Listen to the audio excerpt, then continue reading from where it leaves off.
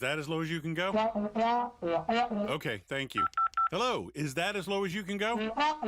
Okay, thank you. What are you doing? Calling around to get the best rate on a car loan. Why? Everyone knows Alcoa 10 is the best choice to purchase a vehicle or refinance your current loan. And with low interest rates and 90 days to your first payment, it's a no-brainer. You can even apply online and sign all the documents from the convenience of your home. Yeah, I don't know what I was thinking. Alcoa 10 Credit Union. It's so easy. Go to atfcu.com for details. Rates are dependent on credit score and equal housing lender.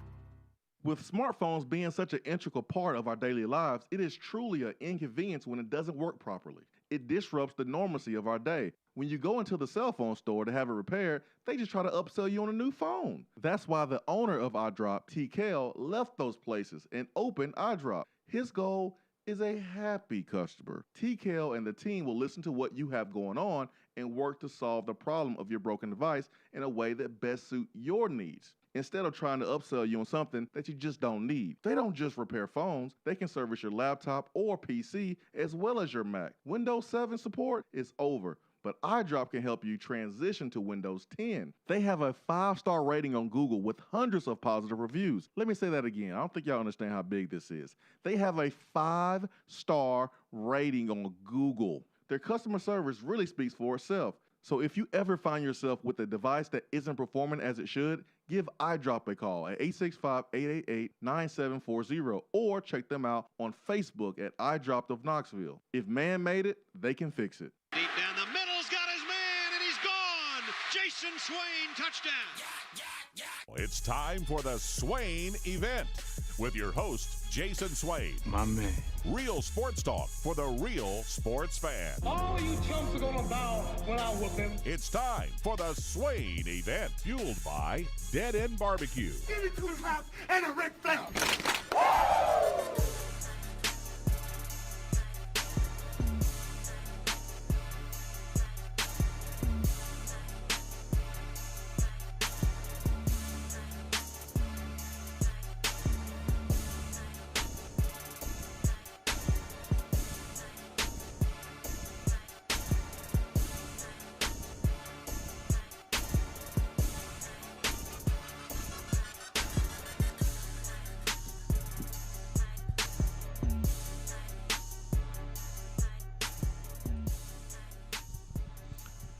Swain Event, SwainEvent.com, fueled by Dead End Barbecue, top 100 barbecue restaurant in America, 865-255-03.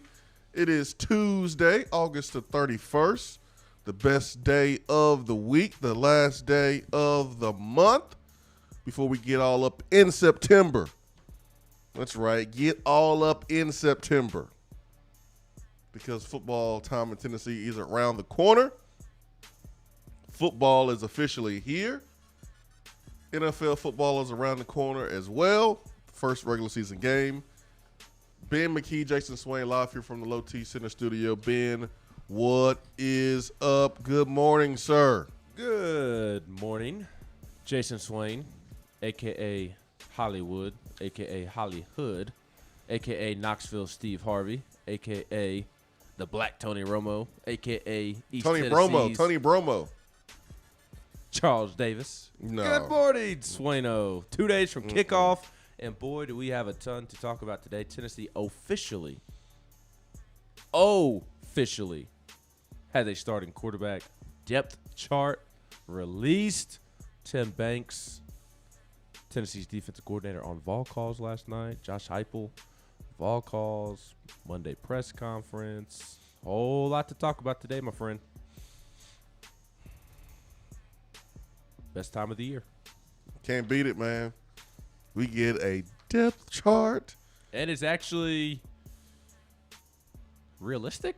Now, again, I would not put a ton of stock into it. You can't be doing that, Ben. You can't be telling us it's realistic and then tell us not to put stock into it. You're right. I'm buying all the shares. You're right. I shouldn't say that. But my point is teasing. I would not put a bunch of stock into it.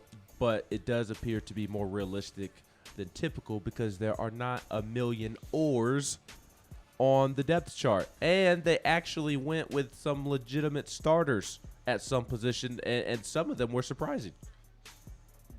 Yeah, I know exactly what you're talking about.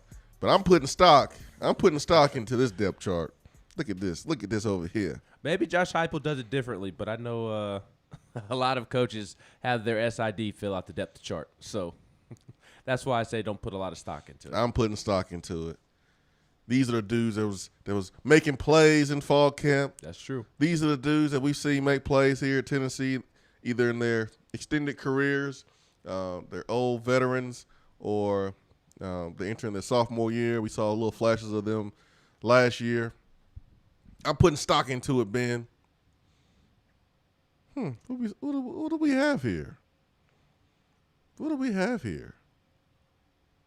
Huh. We don't have a true freshman starting on offense. I like that. I mean, it's not like I don't like it if there's a special freshman out there that deserves a start, but you don't have to just throw one in there. That's what I like. I like this. Don't have a true freshman starting anywhere, offense, defense, or special teams. I like it. I feel like people are starting to pretty much figure it. I mean, it's been figured out, but people were like, "Listen, Joe Milton's going to be the starting quarterback for so long," or maybe Josh Heupel planned to go ahead and drop it here in the depth chart the whole entire time, be able to talk about him if all calls. Because tonight, we was going to have Joe Milton at Gus's world-famous fried chicken for the debut of our show, Tennessee Prime, Joe Milton and K. May. So, I mean, it was going down. It would have been interesting. We've already kind of practiced on our wording if Joe Milton was not named the starter yesterday, and that is basically say, hey, not named the starter yet, but once you get in there and try to play it off, but good thing we don't have to do that anymore. QB1, Joe Milton. And then the thing that we have been talking about for a couple weeks is, man, who's going to be number 2? Well, we still don't know. Don't read into it too much because there's a big, fat or next to Harrison Bailey and Hendon Hooker. That's it. Tyon Evans, Jabari Small, or at the top at running back, Ben? You surprised by that? No, because I think Tyon Evans is the most every down back ready back that Tennessee has on its roster. I hope that made sense to people because I had to slow it down. He is an every down back more so than Jabari Small or Jalen Wright in my opinion. Okay. I think the coaches and Jerry Mack, Tennessee's running backs coach, trust him from obviously being able to carry the football, being able to catch the football out of the backfield, and most importantly, what makes him an every down back is they trust him, in my opinion, the most when it comes to pass protection. So he checks off all 3 of those boxes. Not saying that Jabari Small doesn't, but I do think pass protection is a question mark with Jabari Small, and we'll see how he does Thursday night, next Saturday against Pittsburgh. But just kind of when you look at Tyon Evans checking off all of those boxes, that's why it's not surprising to me that he is listed kind of as a or there with Jabari Small, because I do think he is the most every down back that Tennessee has on its roster. Okay. All right. Is it surprising to you? Yeah, sort of. I felt like Jabari Small was doing his thing. I knew it would be those 2 guys up there, but I thought Jabari Small would be listed as the number 1 starter. But man, they're both gonna grind. They're both gonna have plenty of carries. I guess the only thing that matters is who gets their name called during the warm-ups there in the stadium. It matters for some folks. I know it mattered for me. I wanted that. That was kind of that feeling of satisfaction, that feeling of accomplishment, but it did not take me away from the job that I had to do. It wasn't that important where I was going to get upset and sulk and anything like that if it didn't happen. But, that was a sense of accomplishment, personal accomplishment. So that's the only thing that really stands out. But, man, these guys are going to have plenty of opportunities to go out there in the football field, make plays. So, yeah, I mean, that's the only thing I was thinking about. But the offensive line looks – well, here's a hard-hitting question for you real quick before we get to the offensive line. all right, go ahead. Who has more touches Thursday night between Jabari Small or Tyon Evans? Jabari Small, he's been more – I think he's been more I'm not versatile, but he's been more durable. I mean, I'm going with the guy that's proven that he's been out there the most. Tyon had a little nicky-knack injury during the spring with the ankle. I know that doesn't necessarily mean that it's going to happen on Thursday, but when you look at both guys and they do so many things well, and they kind of built the same in some ways, and they haven't really separated each other too much away from each other, then I mean that's kind of what I got to look at, just the small things. So I'm gonna go with Jabari. I'm going with Tyon. I think it'll be close. I mean, I think it'll be like within 2 or 3 touches within one another. Like I don't. It would be surprising to me. I'll be shocked if there's a big discrepancy in touches between Tyon Evans and Jabari Small. Just kind of going back to what I was saying about Tyon, I just think he checks off all the boxes more so than Jabari Small. I'm not saying that Jabari can't check off all the boxes, but just listening to Jerry Mack speak, Alex Golish, Josh Heupel over the last month, it kind of seems like they are really confident in Tyon Evans when it comes to being an every down back for them. And when you factor in catching the football out of the backfield and handing it off, which, again, that's the big misnomer about this offense, is that they never run the football. It's just pass, pass, pass, pass, pass. That's not true at all. They are going to run the football their share of time. So what are they going to do? Run. And pass. Pass, And pass, go pass. fast. Run, pass, fast. Run, pass, fast. Say that 5 times. I think Jalen Rice will have more carries than both of them, to be honest. Really? Yeah, because he's going to be in there, man. It's going to be a blowout. At least it should be. It ought to be. Yeah, he should. I think he should have more carries than anyone. Yeah, that's quite possible. But when it comes to touches, I think Tyon Evans will sneak out 2 to 3 more than Jabari Small. I'm excited about both. Truly, I know I sound higher on Tyon Evans. I'm honestly not higher on either one. I'm high on both. But again, listening to the coaches speak throughout the month, it definitely seems like Tyon Evans is in a better place to be an every down back. Let's not forget that Jabari Small hasn't proven anything yet, and Tyon Evans has not either. But Jabari Small has had a tremendous offseason. I wrote a story on him about a week or so ago on VolQuest detailing his leadership, said that he needed to grow up and stop being a kid. That was his mindset when Jeremy Pruitt was fired, that somebody needed to step up for this football team, and he wanted to be that for Tennessee, that he needed to stop being a kid, and he has all the tools to be a great leader for Tennessee. So I love Jabari Small, but he has some things to prove, and I think both of them do because they haven't played at this level, but I like where Tyon Evans is at. I know one thing, but Tyon Evans, see both of them. Tyon Evans, you been disappointed Ben McKee.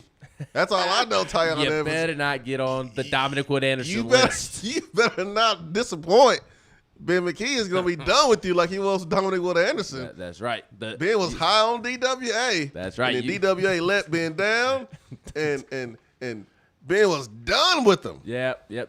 So Tyon, a lot of pressure, man. You better come through for Ben. Don't end up on the DWA list with Brandon Johnson, Dominic Wood Anderson, Dylan Bates, Khalil McKenzie. Don't end up on the DWA list. Your back pocket list. Your back pocket list. That's your back pocket list. You know what? Guys that you expect the world from, and they just don't quite deliver. You just really disappointed in them. I didn't know you had more than one on that list. Well, I was really high on Dylan Bates and Khalil McKenzie coming in.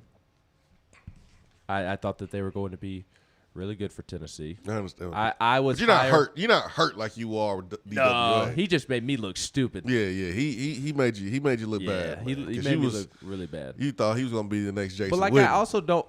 No, okay, now that's taking it a little too far. You thought he was gonna be the next Jason Witten. Yeah, just like you think Andy Dalton's gonna be the next Patrick Mahomes. No, boy, stop. They never said that. Oh, now you never said that, huh? No. Yeah. I know the expectation. But I don't my team. I don't feel too terrible about having a stupid take on DWA because I wasn't the only one. Everybody saw the size and the athleticism and thought that there's no reason that he could not be a really productive tight end, especially in college. No, you're right. You're right. You ain't wrong.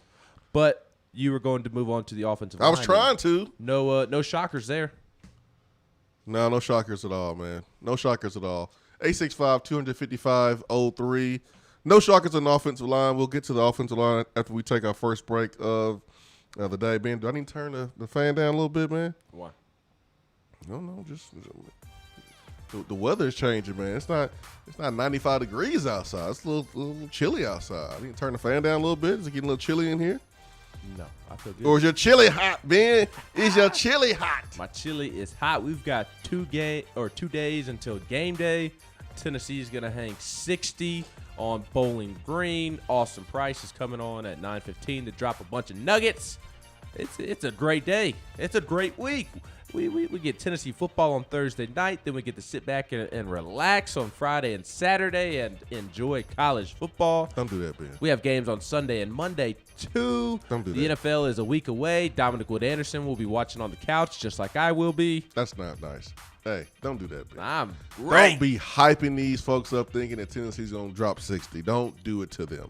That is not nice. Bowling Green I don't care. lost every game last year by 25 points or more. 60? Don't hype these folks up. And Joe Milton is the starting quarterback, and Jarrett Garantano is not. Day, don't hype these folks up thinking we're going to score 60 points. And you know what? I'm glad I got my hotkeys back because you abused them. You don't know how to use them correctly, That's Ben. all right. You ain't supposed to hit all the hotkeys. Just wait till you get Joe Milton on the show tonight. You use more hotkeys than my kids. My kids don't even use the hotkeys like you use them. Just wait till Joe Milton gets on Tennessee Prime tonight with Cade Mace, and I'm back here in the studio pressing all the buttons, controlling what comes over the hotkeys will be disabled. The airwaves. They will be disabled tonight. That's for Just sure. wait till Austin Price comes on today, and look, you got to go back out on the road on Thursday to Alumni Hall. So I'll get the hotkeys back on Thursday, and I'll be in game day mode. Oh, it's gonna be hotkey heaven. It's gonna be a hotkey summer. I have to delete them. Hotkey fall on Swain Event. I had to delete the app. I had to get rid of it. I had to child-proof the show from you on Thursday. 865-255-03. Be right back.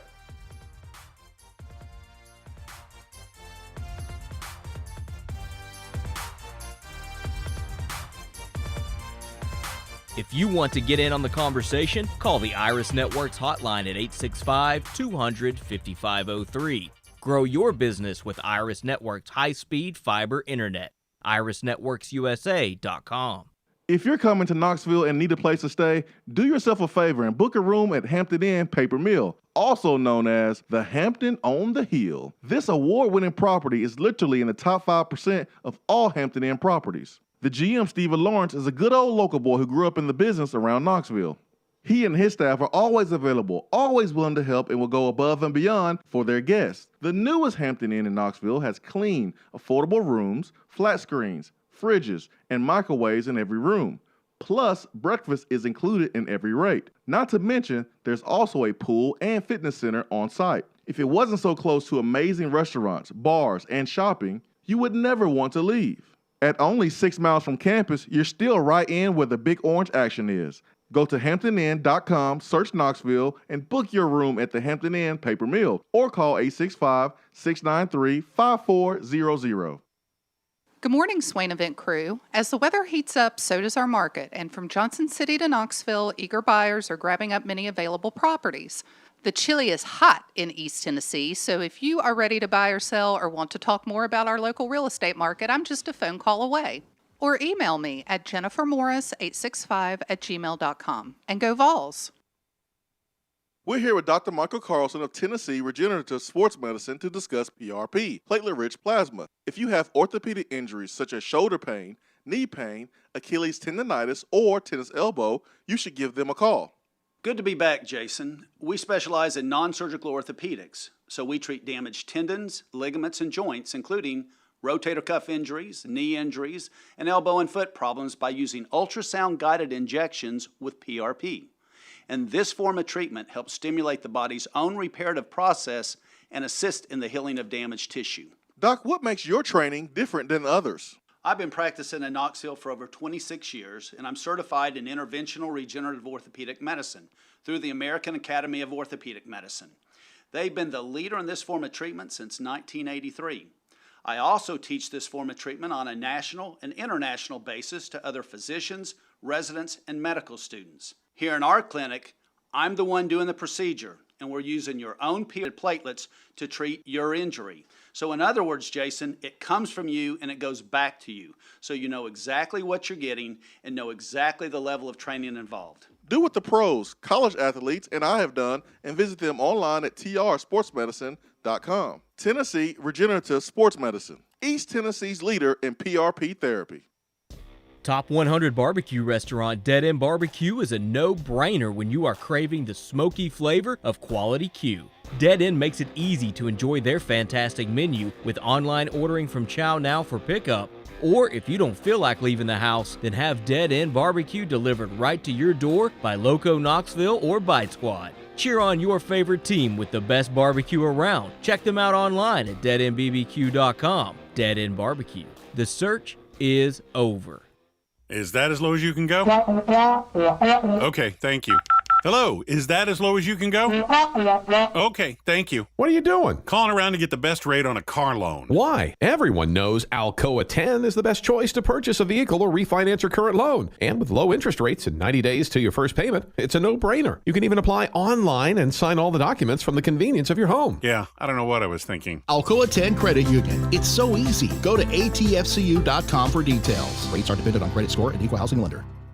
With smartphones being such an integral part of our daily lives, it is truly an inconvenience when it doesn't work properly. It disrupts the normalcy of our day. When you go into the cell phone store to have it repaired, they just try to upsell you on a new phone. That's why the owner of iDrop, TKL, left those places and opened iDrop. His goal is a happy customer. TKL and the team will listen to what you have going on and work to solve the problem of your broken device in a way that best suits your needs, instead of trying to upsell you on something that you just don't need. They don't just repair phones, they can service your laptop or PC as well as your Mac. Windows 7 support is over, but iDrop can help you transition to Windows 10. They have a 5-star rating on Google with hundreds of positive reviews. Let me say that again. I don't think y'all understand how big this is. They have a 5-star rating on Google. Their customer service really speaks for itself. So if you ever find yourself with a device that isn't performing as it should, give iDrop a call at 865-888-9740 or check them out on Facebook at iDrop of Knoxville. If man made it, they can fix it. For a replay of each day's Swain Event TV, like us on Facebook.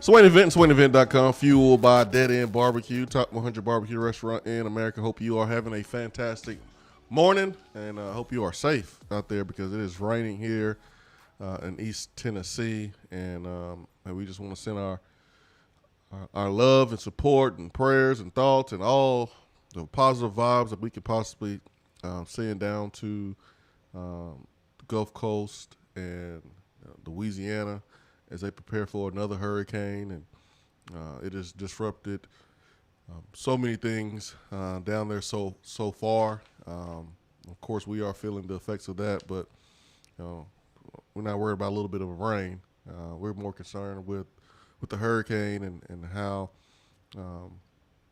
damaging it can be to a community and how it can threaten the lives of people. So we just want to just keep that in mind today while you're complaining about a little bit of rain today. There's someone out there that experiencing it. It's a whole lot worse, 100 times worse. But offensive line for Tennessee depth chart, Darnell Wright, left tackle, Jerome Carvin, left guard, Cooper Mays, one half of Super Coop Brothers. Isn't that the shirt? Sure. I need to ask Kate about the shirt tonight. I'm gonna have to get me some Folky shirts. That's all I know.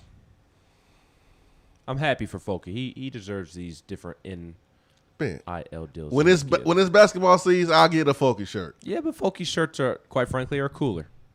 Is my point. Dang. I hope Cooper and Cade jump you. Well, get him! There he is. I don't think Cooper and Cade have to worry about jumping me because I'm sure Austin will for them. Let's get to the right guard. That is Javonte Spraggins, one of my favorite players on the team. I probably hyped him up more than really anybody on this team, man. I love his toughness. I love his attitude. I love. You have been hyping up the quarterback that won the job since May.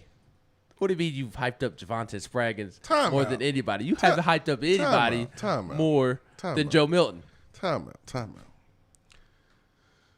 The only thing I've said is outside of he reminds me of Jamarcus Russell as far as his arm. The only thing I've said is that he's going to be the starter. But that creates natural hype because it gets everybody going. Man. Have you looked at the quarterback position the last couple of years? Unfortunately. It ain't. For the last couple of years, nobody has wanted it, it seems like. Nobody has wanted it. Brown Maurer didn't want it. JT Shrout didn't want it. Nobody wanted it. So I don't think saying that this guy's going to be the QB1 is necessarily hyping up the quarterback position. He's just the best guy that we have right now. And until we play on Thursday, I don't even know what that means. Well, really, until we play Pittsburgh on Saturday, next Saturday. Milton is going to look like $1 million against Bowling Green. Bowling Green is bad. All right, until next Saturday. But hyping up Joe Milton, boy, you need to stop. You've been hyping him up as a starter since May. That's not real hype. They're just saying he's gonna be the starter because no one else was like tearing it up in the spring. It's not hype. But I did call it pretty early. I called my shot pretty early, Ben. Oh no, you can't deny the hype and then brag about you calling it early. It's not hype, Ben. It's just saying that he's gonna be the starter. Mm-hmm. I didn't hype him up. I didn't say he was gonna be the next Tua Tagovailoa or something. I just said he was gonna be the starter. Said he was gonna be the next Jamarcus Russell. I said he in college. I hope he is, but I didn't say he was going to be. I also heard you say that he's gonna be the next Cam Newton. Man, you've been on the message boards too long. You have definitely been on the message boards too long. The message boards were something. Selective yesterday. hearing, folks. It just amazes me. Like I can get wanting to see Harrison Bailey start or no, don't wanting to see Hendon Hooker start, but like people are like legitimately upset that Harrison Bailey did not. It's mainly Harrison Bailey because Hendon just got here, so there's not a fan football attraction with Hendon Hooker. But like folks, I mean, it just baffles me. I can't wait till he throws his first interception so I can say I told you so. It's football time. You can't wait till he throws his first interception. What? It's what planet time. Are we on? It's football time in Tennessee, man. We get closer. We got ridiculous, terrible, silly takes, man. Got terrible takes. It's here. It's here, Ben. I had somebody in my mention say, So basically, the other quarterbacks never even had a chance to win. Oh, yes. Yes. That's exactly what it means. The moment they brought in Joe Milton, the quarterback competition was over. Oh, yeah, man. Which it was. What a take. For other reasons. Yes. See, I don't get mad at little takes like this anymore. I don't get frustrated. Oh, I laugh, but it's still annoying. I don't bang my head against the wall like I used to. Like, oh, my God. What? I laugh because it means we're closer to football season. Closer to football season.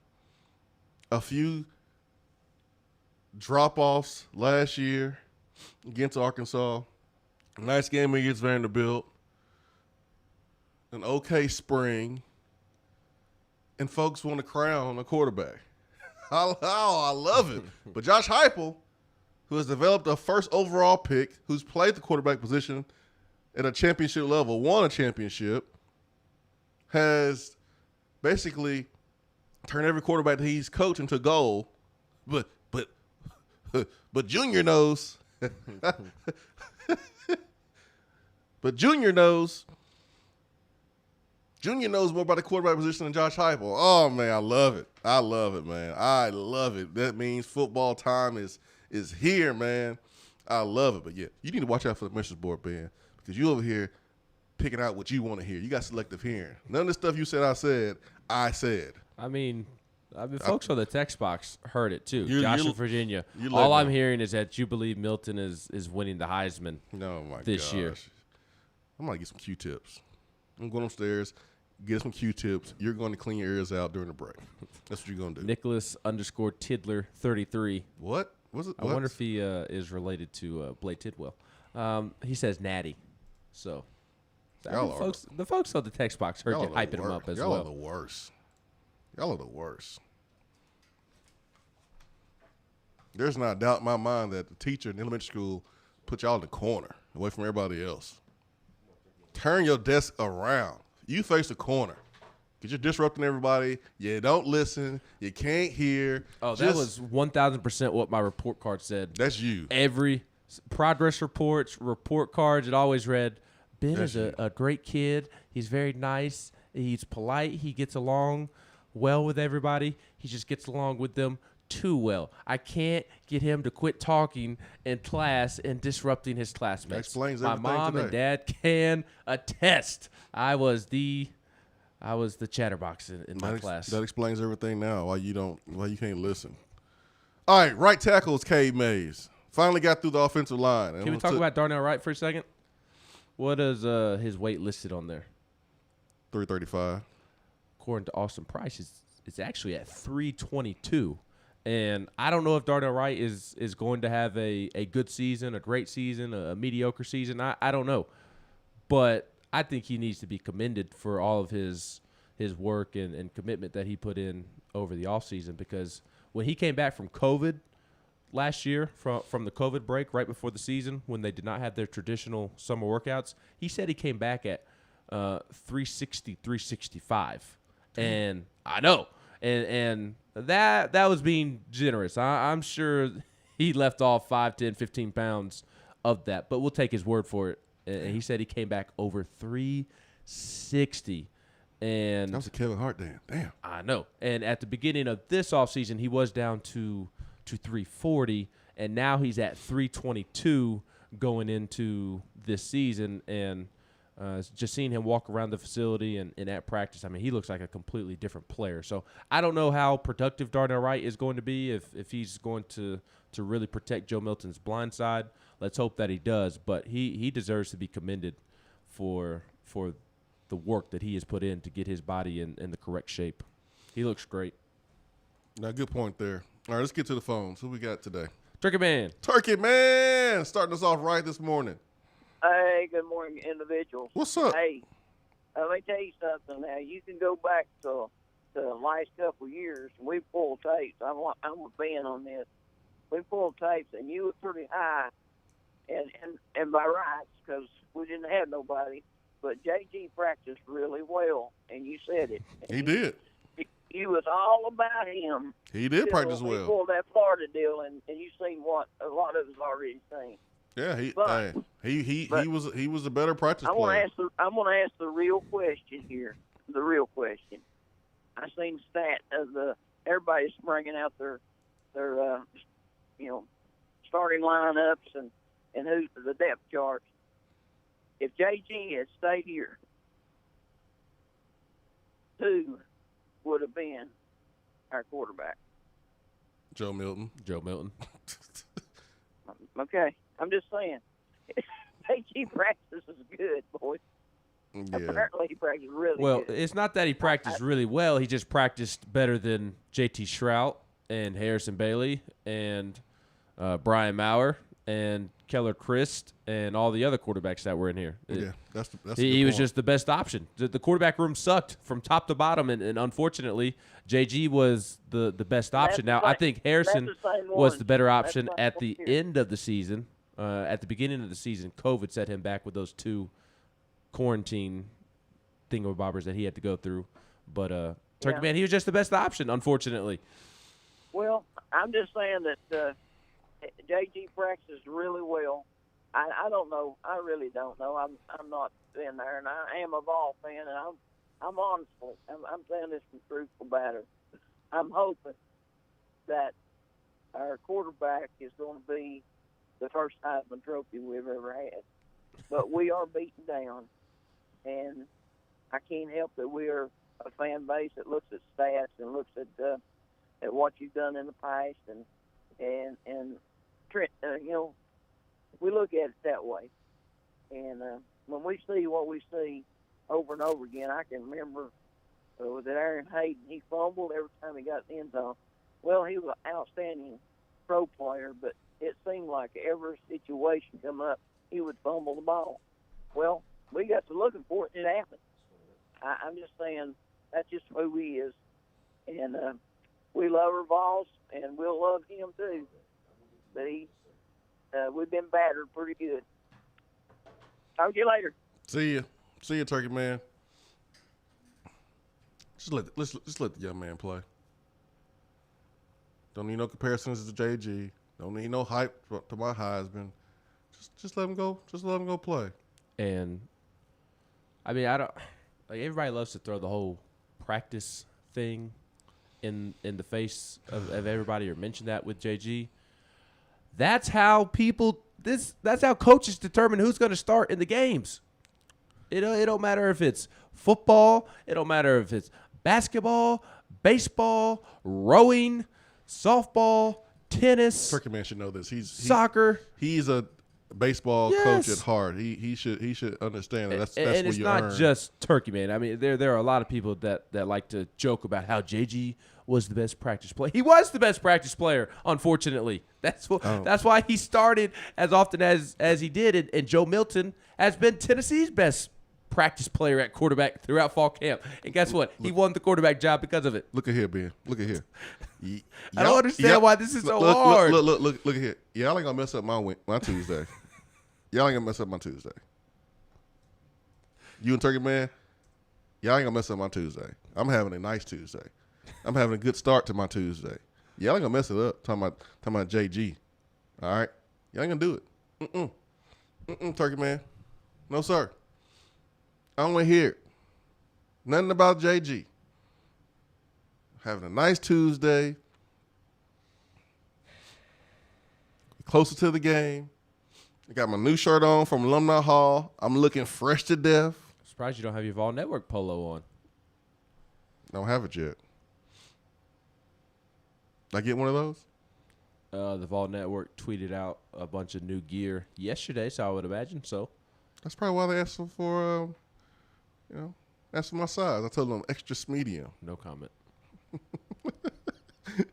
I got some work to do, man. I got some work to do. We all do, my friend. We got some work to do, but that's all good, my friend. All good. All right, who's on the phone? You just told me. Nick is on the phone. What's up, Nick?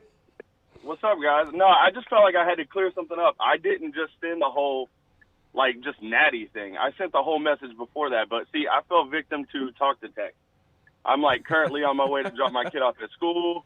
So what I said was the reason why people are upset about QB1 and why Coach Heupel, chose QB1 it's the same people that swear Peyton Manning won the national championship and don't like to give T. Martin his due. It's the exact same people, and you can't tell me it's not. I mean, I've heard it personally, and I'm a diehard Tennessee fan. So, I mean, being raised around it, I know that T. Martin accomplished more as far as like the national championship standpoint than Peyton did, but they only herald Peyton as the guy. But, you know, Joe Milton is the guy this year, and people are pissed about that, and I don't understand it. But, I mean, they swear that a guy that hasn't played multiple quarterbacks in the NFL or has the acumen of Josh, Heupel can't choose a quarterback. So I don't know. These people they stress me out. So I had to autocorrect at the end and say, asterisk natty, whenever it said tatty, and that's just not what I was trying to say. So you only read that one little snippet. I'm choosing to believe that you said Swain was hyping things up to Tennessee winning the natty. That's what I'm choosing to believe.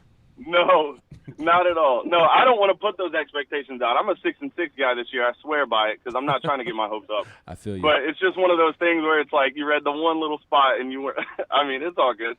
I was definitely not like the guy in class that was put off to the side, though. Ben was, everybody though. at Fulham High School will tell you differently. Yeah, Ben was. That's why you can't trust him. Oh, I definitely was. Yeah. They put Ben's desk in the hallway, not in the corner, in the hallway. That's what they put your desk. The quarterback room has become just like politics. I mean, there's no greater example or comparison. I mean, it's as if Harrison Bailey is the Democrat and Joe Milton's the Republican. Everybody has their side, and regardless of what happens, they don't want to see the other side win. But we're on the same team. This isn't politics. Last I checked, Joe Milton and Harrison Bailey going to wear the same jersey on Thursday night. Same helmet, same pants, same cleats. My goodness. They're on the same team. My goodness. It just baffles me that some people will essentially be rooting against Joe Milton because they want to be proven right when it comes to Harrison Bailey. Well, and that amazes me. Well, let me tell the good folks how they'll be able to hear from their starting quarterback. If you're a Tennessee fan, he is your starting quarterback, whether you like it or not. And I don't really understand why you wouldn't like it if you've seen Josh Heupel's track record. And I'm probably giving these folks way too much credit and attention because most of us that have a working brain understands this. So how you can hear your starting quarterback and your starting tackle this evening is by I suggest watching the show. That's me. The show starts at 7 p.m. You shouldn't be at work, most of you. So there's no reason to just listen. You should be watching. But if you can't watch, then you can just listen to the show by checking out the Swain Event app. So we will stream the show on the Swain Event app. We will video stream our show there at Gus's Fried Chicken. Again, starting at 7 p.m. You can get on the YouTube page of the Swain Event. You can get on the YouTube page of VolQuest. We will throw out a video link on Twitter on Swain Event and also VolQuest. So there's 4 different ways to view the show, 4 different platforms to view the show, and then just to listen, you can go to the app. Now, when you go to the Swain Event app, if you just hit watch the show, it's right there on the front page. You click and it takes you straight to YouTube. So you can go straight to the app and go exactly to the video broadcast of the show. So you will hear from your quarterback. No one else in this market are doing what we're doing when it comes to NIL. No one. We're setting the trend. The bar has been set. Starting quarterback, starting tackle, right there with us the entire show. And you'll get a chance to hear them, see them. We'll have a good time. We'll talk football. We'll talk off the field. We'll have a good one. So that is going down tonight at 7 p.m. 865-255-03. We'll take a quick timeout, and I'll be back after this.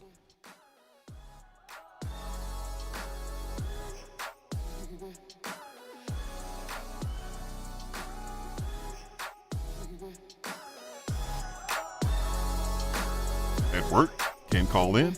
Don't feel bad. You can talk to the guys on the text box. It's part of the free Swain Event app. When you start your own business, you know that branding can make or break a new venture. That's why Swain Event relies on 42nd Street. 42nd Street is a strategy agency focused on finding creative, open-minded, results-driven solutions to brand design. After over a decade of operations in East Tennessee, the brand architects at 42nd Street have the experience and creative know-how to ensure the success of your business branding, logo, web presence, and more. To see a real-life example of their amazing work, you can check out our website at swainevent.com. Don't trust the branding of your business to just anyone. Check out my friends at 42nd Street online at 42st.com or give them a call at 865-382-7007. 42nd Street, brand, strategy, design. When I made the move to my own studio, I was worried about this. I was worried about that. I was worried about, hey, did I get this piece of equipment? Did I get that piece of equipment? Does that sound good? Does that not sound good? One thing I didn't have to worry about, that was office furniture, because Office Furniture Outfitters met my furniture needs. With a 50,000 square foot facility, they have East Tennessee's largest selection and are the best value for new and used office furniture. Located in Knoxville, it's easy to find everything you need for your new space, including desks, file cabinets, chairs, conference tables, and more. Office Furniture Outfitters is turnkey. They came to my place, we mapped everything out that was needed, they delivered, and get this, set everything up. To learn more about what Office Furniture Outfitters can do for you, log on to ofonox.com. That's ofonox.com. Top 100 barbecue restaurant Dead End Barbecue is a no-brainer when you are craving the smoky flavor of quality Q. Dead End makes it easy to enjoy their fantastic menu with online ordering from Chow Now for pickup. Or if you don't feel like leaving the house, then have Dead End Barbecue delivered right to your door by Loco Knoxville or Bite Squad. Cheer on your favorite team with the best barbecue around. Check them out online at deadendbbq.com. Dead End Barbecue. The search is over. JC's Tree and Landscaping Service specializes in quality tree work done at an affordable price. Trimming and removing trees are their specialty. They also offer other services like land clearing, stump grinding, crane services, and all of your basic landscaping needs for both commercial and residential.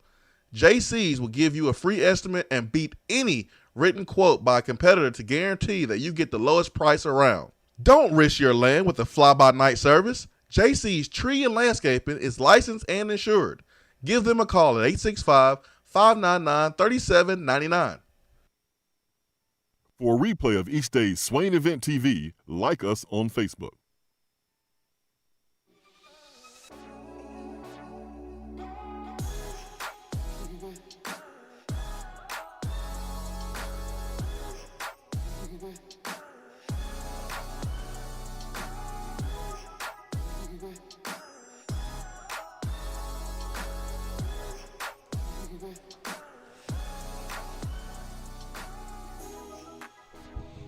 Eight 865-255-03. Telephone number to the Iris Networks hotline. Ben McKee, Jason Swain. Live here from the Low T Center studio. Swain Event fueled by Dead End Barbecue. Top 100 barbecue restaurant in America. And let's get to Josh in Virginia. Josh, good morning. Good morning, guys. How y'all doing? Man, wonderful. How are you? I'm doing good, man. I'm pumped. I'm making a trip this weekend. First time I've ever been to the first game of the year, so I'm ready. Man, you coming this weekend? Yeah, I'm coming down Thursday, and then coming down by myself, and then I'm heading out Friday. So. Oh yeah. That's gonna be a good one, man. It's gonna be a good one. It's gonna be a special day Thursday, from the start of it all the way up until midnight, which is probably when the game will just be ending. Yeah, I'm not looking forward to that's going to be a long day. I'm toying with the idea of just coming back home afterwards, but I don't know if I want to make that 5-hour trip at 12 o'clock at night. But yeah, we'll see. Well, I guess if anybody could do it, you being a police officer could probably pull it off since you're probably used to staying up overnight. Well, I have stayed up overnight, but I also I have an off switch in my butt if I'm by myself. So I tend to get a little tired when I'm driving by myself. So I don't know. I might just find somewhere to lay down for a little bit. But, maybe Joe Milton will throw for 600 yards, 5 touchdowns, and put up 60 on Bowling Green to where you'll be so excited that you'll be able to make the drive effortlessly. That would be great. That would be great. But you turn the lights on. You're a police officer, man. Turn the lights on. You get back out the 3. way. Get out the way. Get out the my truck way. don't have lights on it. Oh, you don't have lights on your car? Not on my truck. My PD car now. I'm got unmarked, but I'll be driving my truck now, so I won't have any of the sirens and lights and things that turn the red lights to green. So, man, you might need to bring that, man. I don't know if you can or not, but I would. It's probably why I'm not a police officer. Yeah, probably why you're I'll be pulling over every Bama fan and Florida fan in sight. Get over, pull over, get out the car, back up. I could bring it, but I might not have a job when I got back. Oh yeah, we don't want that, man. We'll do that. We don't want that. Well, it sounds like you got a busy time this week. I had to go back and listen yesterday. All the stuff you got the show tonight, and got all kinds of stuff going on. Yeah, man. Tennessee Prime tonight. Thursday debut, new show there on Vol Network, pregame show. And you'll be at Alumni Hall. Yeah, Big Orange Countdown there, and then be at Alumni Hall Thursday for the show, Thursday morning for the show, and then got the game later on that evening. Friday, what's going on Friday, Ben? No, don't sound like anything going on Friday except for sleep in the show. Yeah, we'll try to peel ourselves off the mat, do the show on Friday, and we'll be fine. We'll be pumped up and the adrenaline will be flowing. And then Saturday we have the block party there at Alumni Hall, Turkey Creek, sponsored by Vol Network and Alumni Hall. So that'll be a full week right there, man. Just big orange fun. Well, congratulations, man. Y'all do a great job. Appreciate y'all, and my morning's a whole lot brighter when I get to listen to you guys, especially the football week, man. It's a great time. Just appreciate you guys. I'll hang up and listen. Hey, thank you, Josh. Appreciate you, man. Be careful on your trip, your travels here. Don't listen to me, man. And back. Drive your car. Do not drive the police car with the sirens. Probably something I would do. I would be here. This is why you are not a police officer, and instead you are Knoxville's Steve Harvey, as we established in our group message with Bradley yesterday. I gotta work on my mustache, man. It's not thick enough. I need to get it thick. I need to grow it out. I gotta brush it. I gotta use whatever C-Mac uses on his hair. I gotta use on my mustache. Juices and bears. I gotta get it nice and thick, man, to be Steve Harvey. Mm-hmm. Steve Harvey's everywhere, doing everything. So, yeah, that's the goal, man. That's the goal. Do everything. Be like Steve Harvey, man. Be like Steve Harvey. All right, let me keep moving before I say something awkward. Darth Vol 14 says, what about the new shoes coming out? Yeah, the Pegasus. They'll be on sale, available at Alumni Hall tomorrow. They're sweet. Them things are fire. Them things are really clean. Always Vols, again, how to check out the show tomorrow night. It'll be on the app, 7 p.m., and it will also be video streamed on YouTube, Twitter, and Swain Event platform, also VolQuest. So simply just go to the Swain Event app, and it'll just will direct you to where you need to go. So tonight, 7 p.m., Tennessee Prime. If you're on Twitter, you ain't gonna miss it. You won't be missing anything at all. But I'm sure Austin will be sharing it. Swain will be sharing it. I'll share it. The VolQuest account will share it. Yeah, it'll be hard to miss. If you miss seeing it on Twitter, I think you need to reevaluate how you receive your content. It's a you problem. You must got everybody blocked if you don't. Or if you muted. on Twitter. Yeah. You pulled a me and muted everybody. Oh man. Real D from the 423 says, send me some of that Chimera Crunch while you're at Alumni Hall. Big money, Swain. I saw the boxes when I went up there last week. Has anybody tried the Chimera and Crunch? Let us know in the text box. Is it good? I mean, if you buy that, I mean, the boxes are $7. Why would you? You kind of have to like save it, right? Yeah, but can't you just eat it and then keep the box? Can't open the box.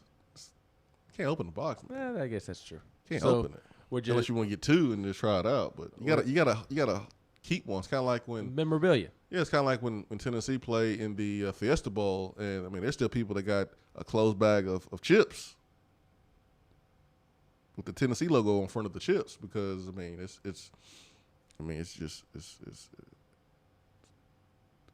a collectible. So it's probably a good thing not to eat those chips anyways by now. I guess that's a good point. I didn't look. I thought people would be buying it to truly eat his cereal. I just know the people in New Orleans aren't going to treat Alvin's cereal like they treat Anthony Davis's chips. Did you see that video going around? I haven't seen it. There was a grocery store in I guess it was New Orleans. It was in Louisiana. People were going through the grocery store getting ready for the hurricane, and all the chips were gone except Anthony Davis's Ruffles. Folks like, I'd rather starve. I'd rather Anthony starve Davis left them to mess with Anthony Davis. Those dill pickle Ruffles that he has, I think that's what they are. Let me hit the text box back up before we wrap up hour number one. 90s Vol says the Joe Milton thing has me triggered.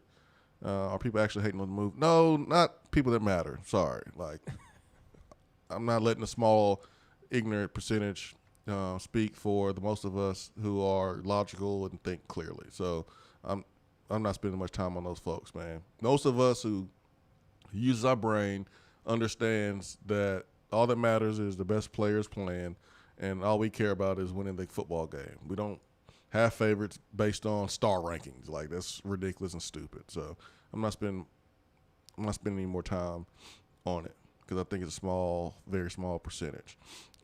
Folks that just on the keyboard in the basement.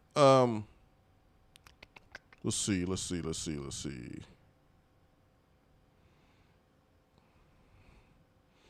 Volstein says, how have y'all and Tony B have not done a collaboration yet? That would be must listen. The three goats in the Knoxville market.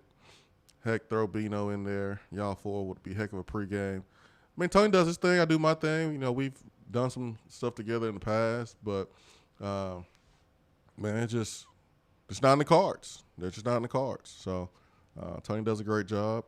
I do my thing, and post game is not for me. I'm glad I'm doing the pregame there, Vol Network, because post game is man, I get a little bit emotional after a rough game. I turn the game off. I don't want to talk. The last thing I need to be doing is talking. So I'm kind of glad I'm doing the pregame, not the post game.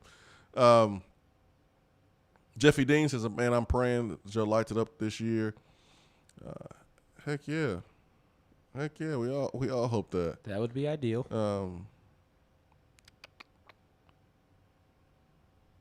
Let's see here.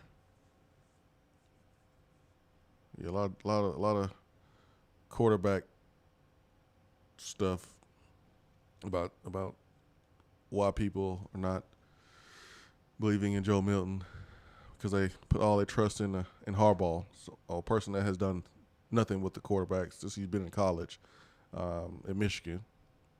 But we'll keep it going. Ken says, I'm excited to see what Milton can do. He's obviously a big, strong, talented guy. Hope he kills it. And I definitely trust Heupel right now until he proves I shouldn't, which I hope never happens. Go Vols. There you go. There you go, Ken. Any sports bar or restaurant suggestions in Nashville to watch the game Thursday? I have no clue because I don't live in Nashville. I have no clue. Adams from Louisville says, how do we get Bishop Sycamore on our schedule next year? Next year? We need to get him on the schedule this year. Somebody schedule Bishop Sycamore. I heard they got a couple D1 athletes on the team. I'm sure Fulmer tried. Just like he scheduled the Army game, much to the disliking of the former football coach, and I imagine the current football coach playing West Virginia again in Charlotte. I'm sure Fulmer tried. Yeah, I think that stuff was in motion with or without him. Hour 2 coming up. Great timing. Be right back.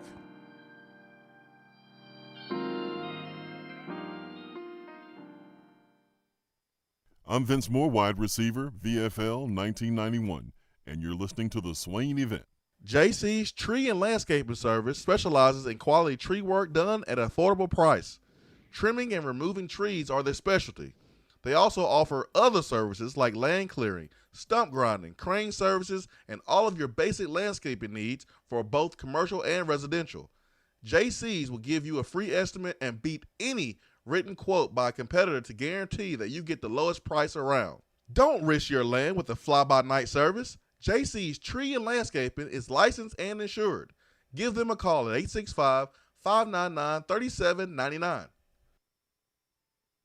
Out-of-town law firms have been swarming into East Tennessee lately. Firms from Memphis, Chattanooga, and Birmingham have stormed into the area. Wouldn't you rather do business with a local law firm? You know, a true neighbor. Marcos Garza and the pros at the Garza Law Firm are just that. They are our neighbors and friends that support local causes year-round. The Garza Law Firm works to serve you professionally on criminal matters, injuries and accident matters, and Social Security and disability filings. The Garza Law Firm is here for you at GarzaLaw.com. The Garza Law Firm. Let us help. It's a new season, which means it's time to rep your team in new ways with gear from Game Time Sidekicks. Rep the Vols with every sip with a new tie-dye tumbler or bottle. They also have a new NFL Players Association product line, so you can support your favorite VFL on Sundays. Want to put your own flair on a tumbler? Game Time Sidekicks has you covered with options to add your own text or even a monogram on the back of your favorite team tumbler. To check out everything that Game Time Sidekicks has to offer, go to GameTimeSidekicks.com.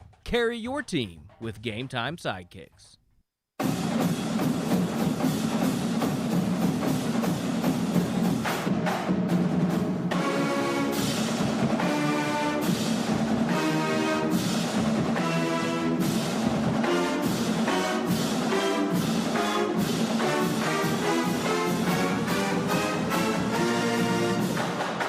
Is that as low as you can go? Okay, thank you. Hello, is that as low as you can go?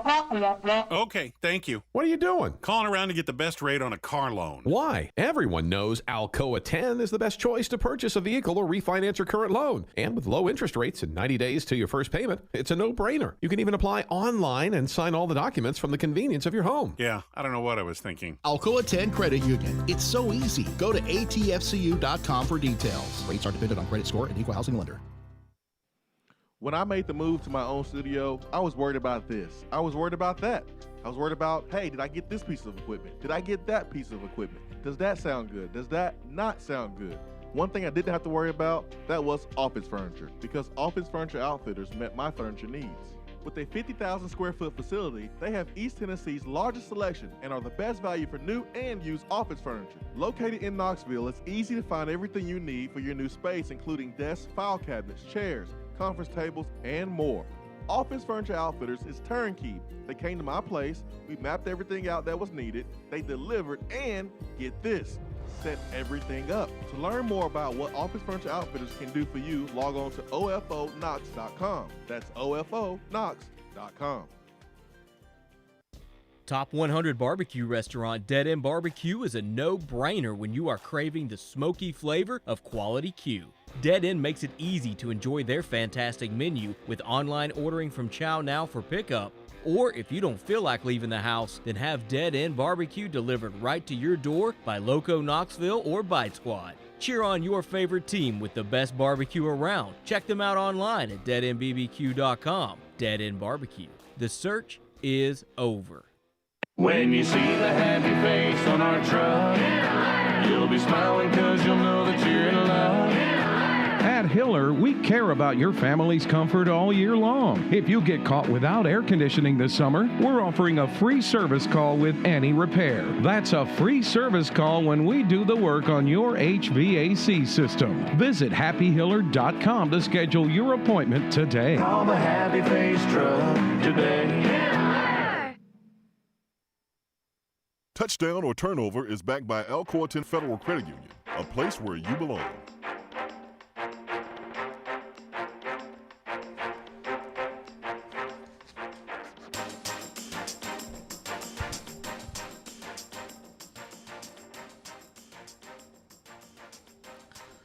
Swain Event fueled by Dead End Barbecue, top 100 barbecue restaurant in America.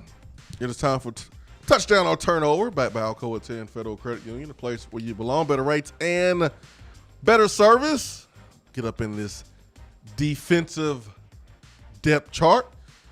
Touchdown, turnover, Ben McKee. You were expecting to see Elijah Simmons number 1 on the depth chart here for Tennessee. You were expecting Elijah Simmons, number 1 on the Tennessee football depth chart at defensive tackle, number 1. Touchdown or turnover? Turnover.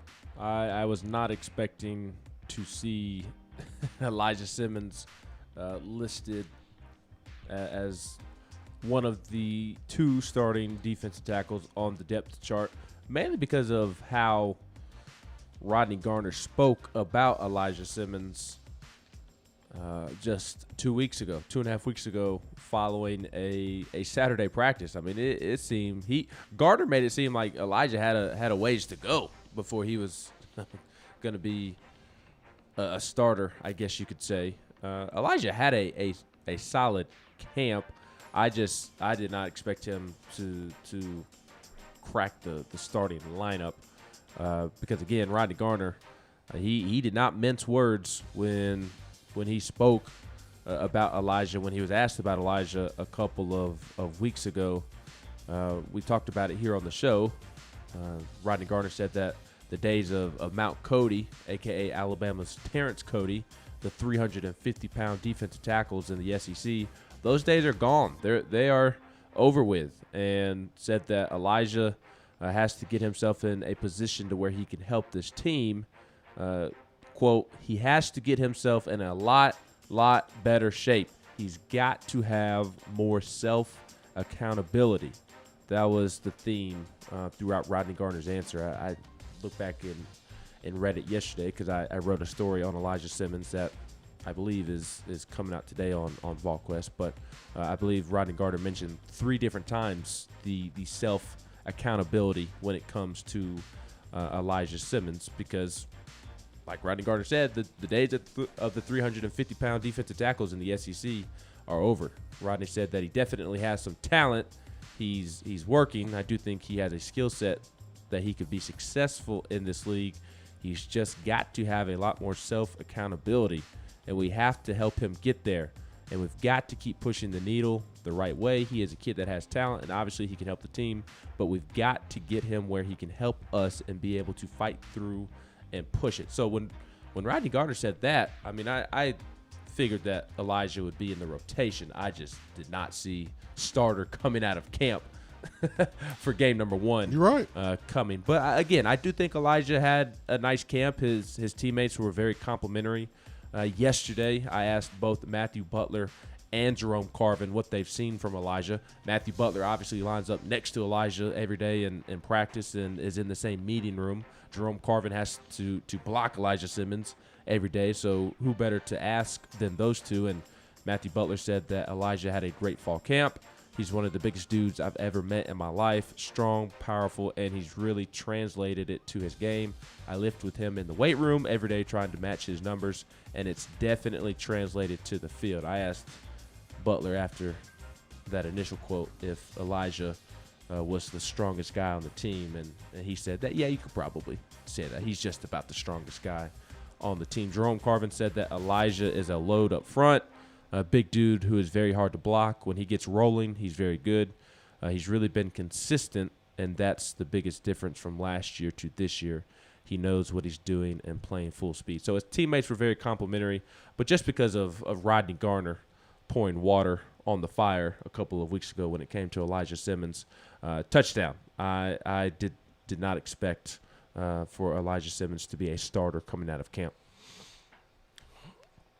No, I didn't turnover. I didn't expect him to be a starter either, and that's okay because we base our opinions on what Rodney Garner said. But I wonder, and this is not taking anything from Elijah, I wonder if it's something that Dejon Terry did not do, or something that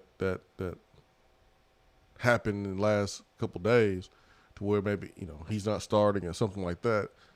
We understand this staff, does a good job of keeping things close to the vest, especially in this day and age of social media, and what we have seen around this program with the last two regimes.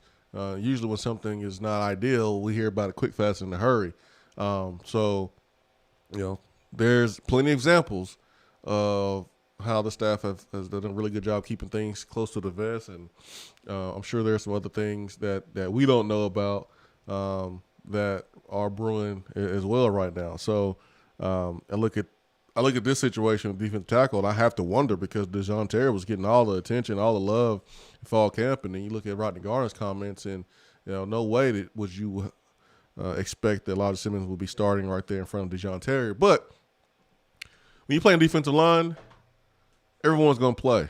There's going to be a heavy rotation, and that's the one position where you can get some significant burn and not be a starter. That and wide receiver and running back. I think those three positions you can get significant amount of burn without going in because of an injury. Wide receiver, defensive line, running back. They're rotating those guys in and out. They're not rotating the guys in and out like that at any other position. So I expect to see Jaquan Blakely, who was listed here as starting defensive end. I expect to see Matthew Butler, who's listed as the starting defensive tackle. Elijah Simmons, Tyler Barron, Roman Harrison, Byron Young. Yeah, I expect to see those guys, but I also expected to see Caleb Tremblay, Latrell Bumpus. I'm expected to see all the guys who are listed in 2 and 3 deep there on the defensive line, because you got to rotate them. And when I start the show by saying that I wouldn't put a ton of stock into the depth chart, the defensive line is a prime example of that, because Caleb Tremblay will play. Latrell Bumpus will play. A lot of people were surprised by Jaquan Blakely being listed as a starter, and I think that's because of circumstances that are going to hamper Tennessee at the beginning of the season, maybe the first 2 games or so. So I expect that defensive line depth chart to be very fluid. And, I mean, in the SEC, I can't remember the exact number that Rodney Garner said at the beginning of camp, but I think he said 8 to 10 guys is how many he wants to play. That's what he said. He may have said 12 too, or he would feel great if they had 12, but you'd really like 8 to 10. So there's going to be a bunch of defensive linemen that play. The one that I'm curious about that was left off, and I know you're going to roll your eyes at me, but it's Aubrey Solomon. Just because he has cut weight, he is in better shape physically and mentally. How much burn does he get?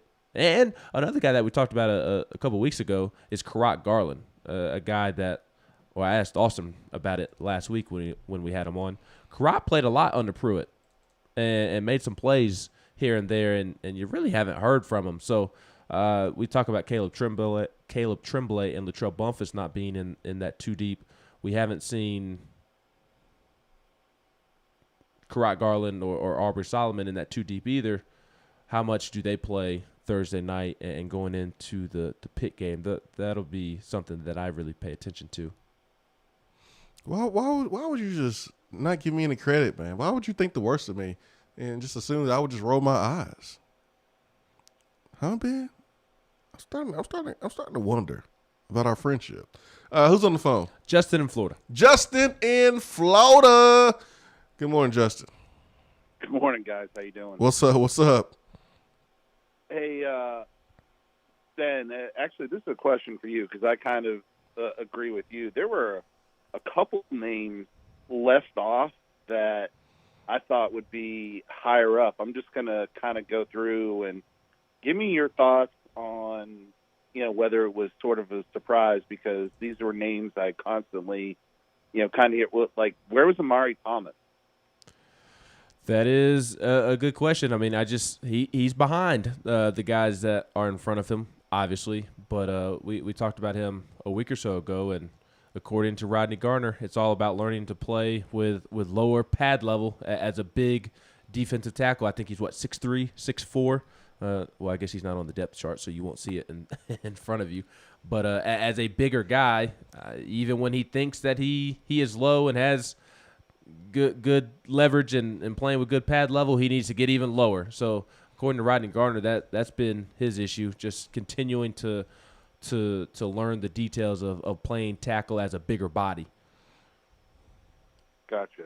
No, I was just it's like what about Pat Garland at linebacker? That was another guy they said is going to contribute, quite a bit this year, and someone they're going to rely on. Didn't see him, so I'm kind of questioning, the validity of the, I guess the depth chart in general, just because you start throwing out instances like that where, guys were going to be leaned on to contribute, and they're, sitting third string. I mean, Aubrey Solomon, Karak Garland. I mean, I thought these guys would at least kind of rotate in, but to be sitting third on the depth chart was kind of surprising. What are your thoughts? Yeah, I agree on Aubrey and Karat Garland for the most part, but the truth of the matter is that Latrell Bumpus and DeJoun Terry had better fall camps, so it didn't necessarily surprise me, and neither did the Pat Garland one either, Karat's brother who plays linebacker. I never bought into the hype isn't the right word, but I never bought into the theory that Tennessee was going to rely on him heavily. To be quite frankly, I mean, he's a former walk-on, and nothing against the young man, but when you add Juwan Mitchell and you're getting Jeremy Banks back from injury, you're getting Aaron Beasley back from suspension. Those are guys that came to Tennessee on scholarship for a reason. So once those guys are back in the fold, obviously he's going to go back down the depth chart. And to me, those are your top three backers: Juwan Mitchell, Jeremy Banks, and Aaron Beasley. And then I think with Solon Page kind of taking that fourth spot, being that fourth linebacker, I think that's more of just him being a veteran and kind of just knowing where to be. He may not have the physical traits that you want, but you don't have to worry about him being out of place. So, I mean, and when you run too deep at linebacker or two at a time, I mean, you're only really going to play four guys. So I just don't think the other Garland, Pat Garland, is in that top four. Gotcha. Okay. No, I was just, like I said, just kind of curious. These were names that, we were kind of hearing, and obviously we'll find out. But appreciate the info, guys. Great show. Looking forward to Thursday night. I actually fly in on Thursday morning for the game, so hopefully we'll see you guys around the stadium. But talk to you guys soon. Hey, see you, Justin, man. Good answer, Ben. Did a good job with that one, man. What are your thoughts on Justin's questions? It wasn't towards me. I know my place. I know you are the Knoxville version of Steve Harvey. So well, that's why I played the Family Feud. Good answer. Good answer. Good answer. Good answer. So I mean, no disrespect to Pat Garland, but you don't want to be in a position to where he's one of your starting two. Not saying that a walk-on can't have an impact or can't be a starter, but it's usually more often than not a good sign for what you have going on at that particular position. And like I said, I just never kind of bought into him being a primary player at the linebacker position because, I mean, Banks was going to come back from injury. Beasley was going to come back from suspension. You added Jawan Mitchell. Have you seen the movie Batman Forever? No. Maybe. I don't know. It came out in 95. I've seen the Batman, so probably. It's so many of them, but correct. This is the Batman with Val Kilmer. And the reason why I asked you about this specific Batman is because the way you are maneuvering this question, man, you are a pro, Ben. You are a pro's pro, my friend. Done a really good job talking about walk-ons because you don't want to just totally discredit them. But at the same time, we understand you can't just have multiple walk-ons out as starters and expect to have a big year inside of the SEC. And so you're doing a good job of respecting them, but at the same time, telling the truth. But I asked you about Batman Forever is because one of the funniest dudes ever, Jim Carrey, played in this Batman. And when I think of Jim Carrey, I think about his days on Living Color, where he was Fire Marshal Bill. But Jim Carrey was the Riddler.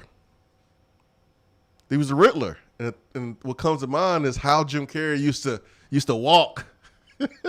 He used to tippy-toe around the Riddler. And that's what you were doing, Ben. You did a great job of avoiding those landmines. It was a great answer, man. It's a great answer. I appreciate it. It was a great answer, man. It really was. Because honestly, if we had two starters on this depth chart who were walk-ons or former walk-ons, I'm going to tell you right now, I'm going to be having a side eye. Like, well, you want to talk about me tiptoe? Why don't you go ahead and tiptoe around Ken's message here on the text box?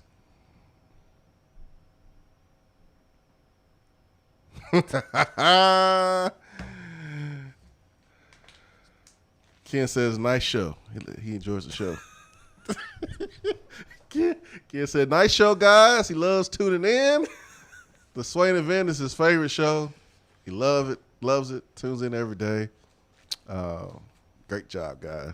That's what he said. I am proud of Ken. He had a positive message on the text box at 7:59. And at first, I thought somebody hacked Ken. At 7:59, he said, I'm excited to see what Milton can do.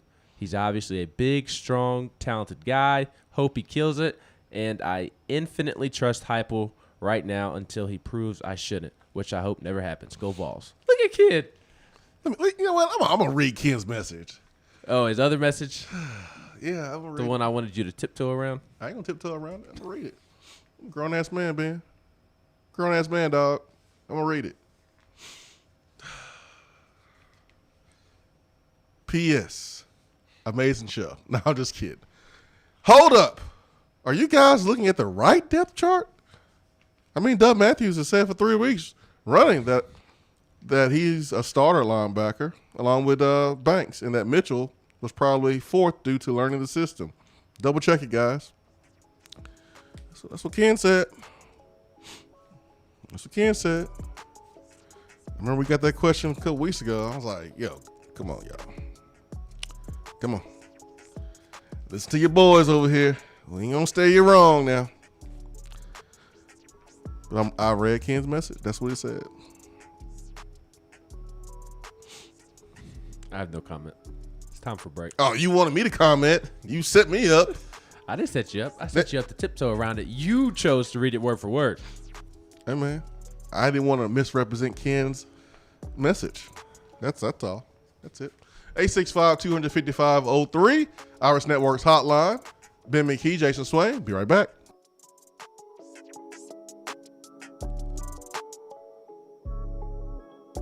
While the other guys are taking guesses, the Swain Event is taking you behind the scenes and in the huddle every morning from 7 till 10 right here. More and more Tennessee businesses are switching to Iris Networks for reliable, local, high-quality, high-speed business fiber internet. Iris provides direct internet access from 10 megs to 10 gigs with no payments for 90 days. Iris also offers next-generation business phones with work from anywhere capability from the mobile or laptop app. With local sales, support, and service, Iris is a partner in the community. Learn more at irisnetworkusa.com or call 865-448-IRIS. Iris Networks, a Tennessee business connecting Tennessee businesses. It's a new season, which means it's time to rep your team in new ways with gear from Game Time Sidekicks. Rep the Vols with every sip with a new tie-dye tumbler or bottle. They also have a new NFL Players Association product line, so you can support your favorite VFL on Sundays. Want to put your own flair on a tumbler? Game Time Sidekicks has you covered with options to add your own text or even a monogram on the back of your favorite team tumbler. To check out everything that Game Time Sidekicks has to offer, go to GameTimeSidekicks.com. Carry your team with Game Time Sidekicks. Top 100 barbecue restaurant Dead End Barbecue is a no-brainer when you are craving the smoky flavor of quality Q. Dead End makes it easy to enjoy their fantastic menu with online ordering from Chow Now for pickup, or if you don't feel like leaving the house, then have Dead End Barbecue delivered right to your door by Loco Knoxville or Bite Squad. There is no better restaurant in town to enjoy the madness of March with. Cheer on the Vols and the Lady Vols with the best barbecue around. Check them out online at deadendbbq.com. Dead End Barbecue. The search is over. When you start your own business, you know that branding can make or break a new venture. That's why Swain Event relies on 42nd Street. 42nd Street is a strategy agency focused on finding creative, open-minded, results-driven solutions to brand design. After over a decade of operations in East Tennessee, the brand architects at 42nd Street have the experience and creative know-how to ensure the success of your business branding, logo, web presence, and more. To see a real-life example of their amazing work, you can check out our website at swainevent.com. Don't trust the branding of your business to just anyone. Check out my friends at 42nd Street online at 42st.com or give them a call at 865-382-7007. 42nd Street, brand, strategy, design. You don't have to take an L just because you can't listen to the Swain Event live. You can catch up on the podcast posted daily on the app, online, and on iTunes.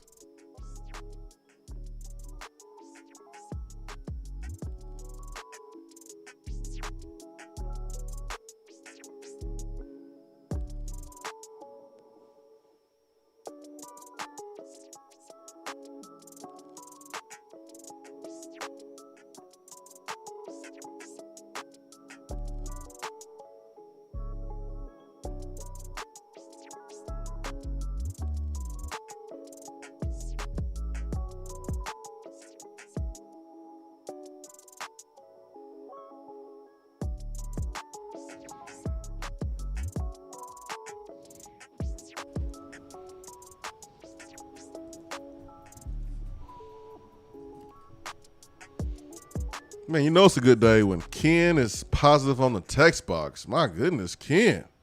You made Ben's day. Oh, man. Brent from chat says Caleb Tremblay is pretty much there for depth on the defensive line, it appears. Was looking at the depth chart and don't see his name on the too deep. It's there under Jaquan Blakely at defensive end. Yeah, Brent definitely got the different depth chart that Ken was talking about. But it's there. It's there, though. Right there at the top under Jaquan Blakely, like Ben said. Somebody check on Rev. Is Rev, you okay? Where's Rev? Somebody check on Rev. Rev texted us at 7:45 and says, "We have a starting quarterback yet?" Somebody check on Rev, man. Is Rev okay? It's only been at the bottom of the ticker, ESPN, since yesterday. Only the talk conversation on Twitter since yesterday. And I'm busting Rev's butt because I can. Me and Rev is cool. I can bust his butt a little bit. Wake up, Rev. What you doing, man? Did he have loosey-goosey time last night? What's going on, Rev? Everyone knows who starting quarterback is. BD Vol, North Carolina says, this is not funny. This is serious. I just saw Vol Ball says, my depth chart shows J.J. Peterson in that linebacker. That's why I'm laughing. Anyways, BD Vol, North Carolina says, proud of you, Swain. Piece of advice. Keep being exactly yourself in these new opportunity. My different viewpoint on Tennessee is exactly why we pay attention to you. Much love. Keep it up. Well, I ain't planning on changing. And I got to this point being myself. I ain't planning on being anybody else. So I appreciate the love. But I plan on being me. That's all I know how to be. Ben McKee is taken. Well, I would advise against being like me anyways. Everybody else is taken, man, so I'm going to be myself. That's the only person I know how to be. CJ Vol says the new transfers must be coming on strong. Man, you need talent. You need added talent. You need guys with experience. And, yeah. Big Orange J says, does Tony Bromo think Milton will be as productive as Dobbs was? No, I don't. I mean, I could give you like a non-answer answer. I can do that. Well, you never know. I mean, he could. Do y'all know how productive Dobbs was? Dobbs was only the few quarterbacks in SEC history to rush and pass for the amount of yards that he had here at Tennessee. He put himself in the same conversation as guys like Johnny Manziel and freaking Tim Tebow. So, no, man. I'm not going to diminish what Dobbs did here and lower the bar just to make people feel good about what Joe Milton can do. I'm saying no. Josh Dobbs was special. He was special, folks. Special. And I hate that for some people, they didn't realize that until he was gone. He was special. Ben, disagree? Agree? Do you think going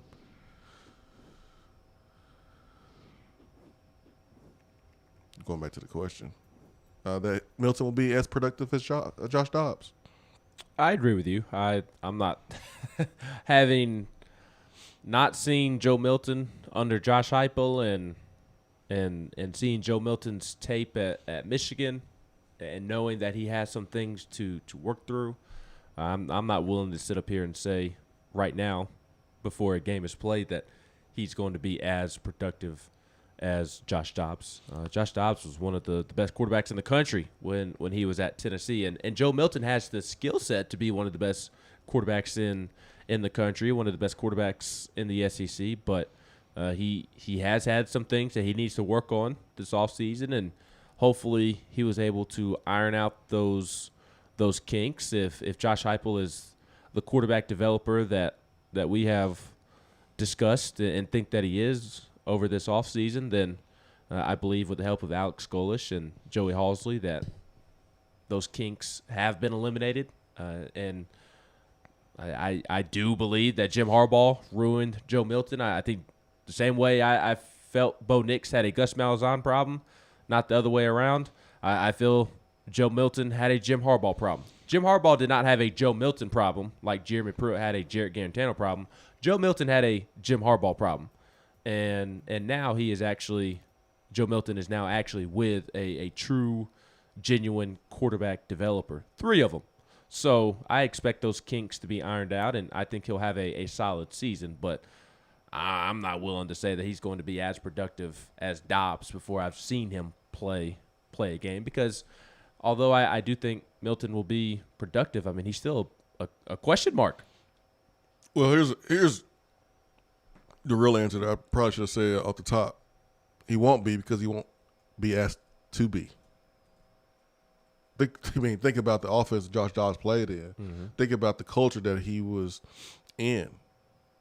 He was asked to do a whole lot more behind an offensive line that was not great in 2014. He was asked to do everything, and he had to do everything. Some quarterbacks are put it in position to where for their offense to be successful, they have to put up 100 yards in rushing and 200-300 yards in passing. They have to do that. In this offense, Joe Milton won't have to do that. He won't have to.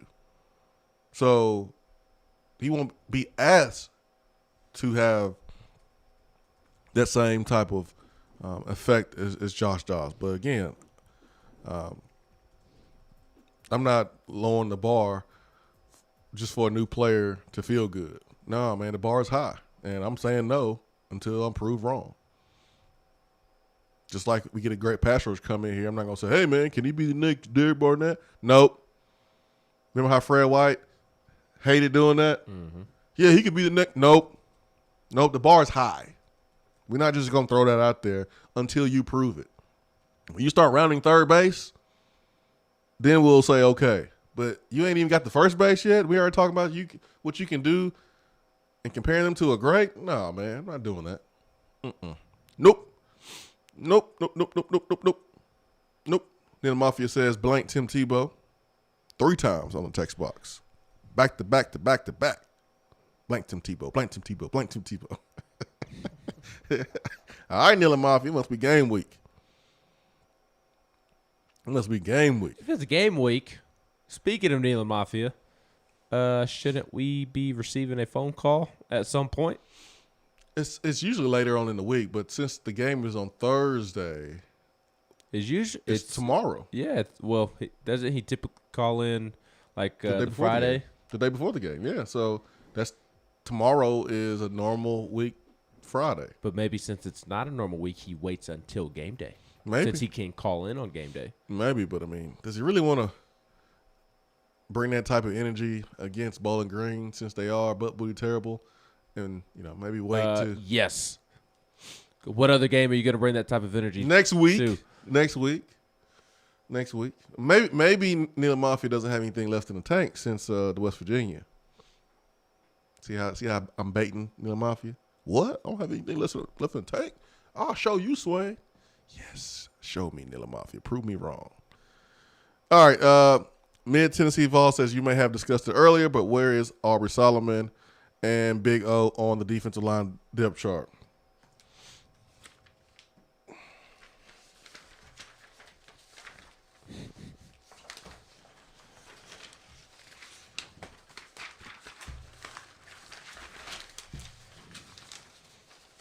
So dramatic. Man,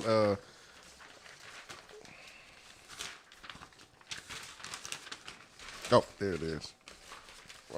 Hold on. Not in too deep. Yeah. They're not in too deep. But they should play. They should play. They're just not in too deep. Leave me alone, man.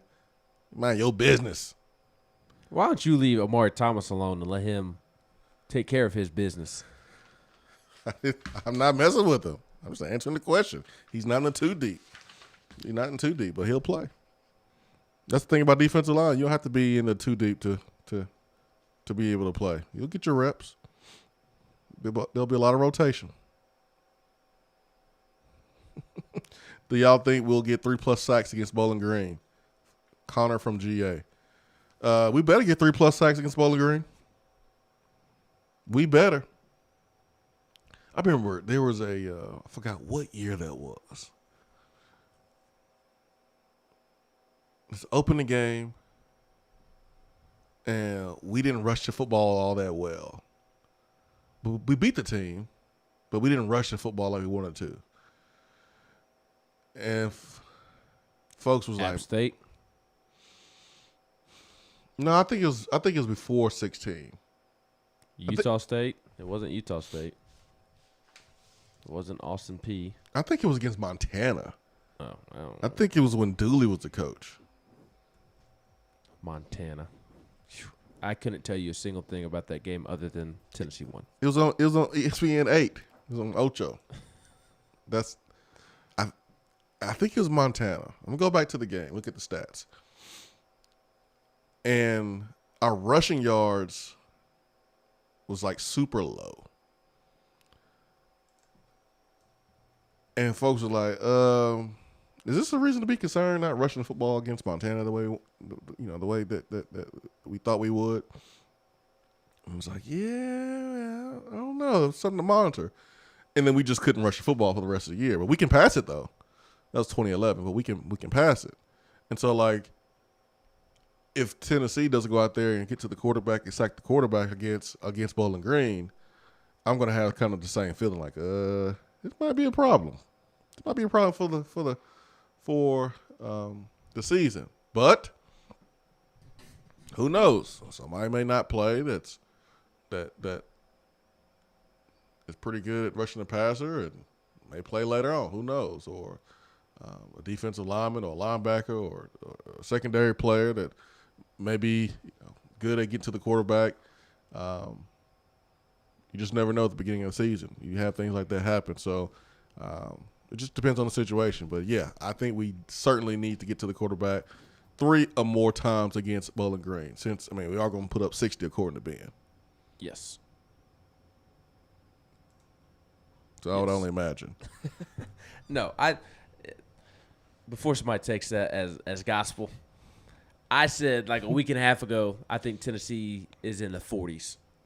Because did somebody ask us if we thought Tennessee was going to score 50, or did you do a touchdown or turnover? There was a question if we thought Tennessee would get to 50, and I thought Tennessee would be in the 40s.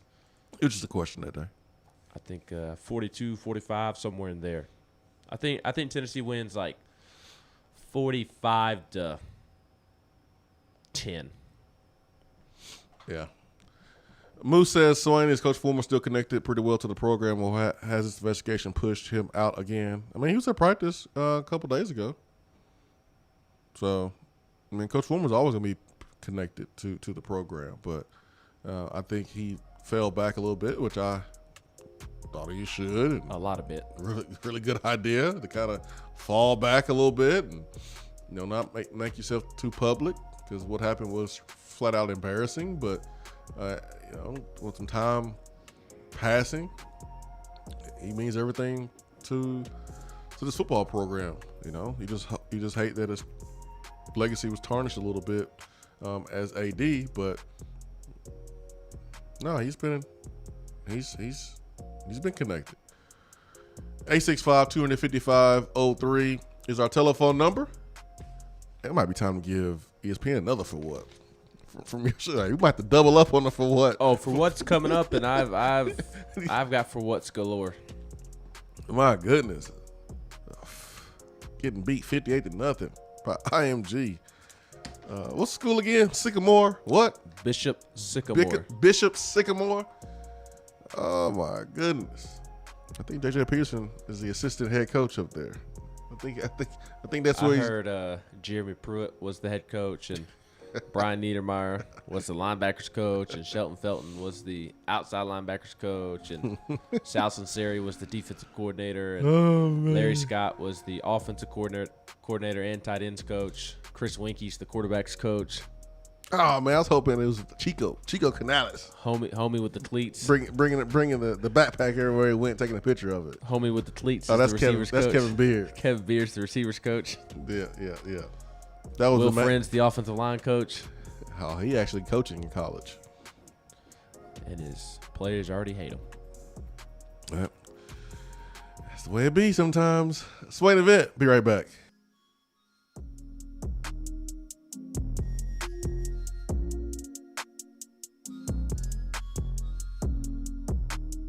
For what is coming up on the Swain Event. Hey there, Swain Event listeners. I'm excited to share my new Keller Williams Realty app so you can tour homes without leaving yours. Not only can you search for homes in specific areas and neighborhoods, you can also have access to real-time market snapshots on stats like average home price and days on market, plus commute times from your office, school zones, and much more. Download my app today and get the most accurate information on buying, selling, and investing in real estate in your area. Just search for the Keller Williams Realty app and click on More in the lower right-hand corner. Type in Jennifer Morris in the Your Agent search bar, then save and you're set. And as always, feel free to reach out at 865-257-7897 or email me at jennifermorris865@gmail.com. We're here with Dr. Michael Carlson of Tennessee Regenerative Sports Medicine to discuss PRP, platelet-rich plasma. If you have orthopedic injuries such as shoulder pain, knee pain, Achilles tendonitis, or tennis elbow, you should give them a call.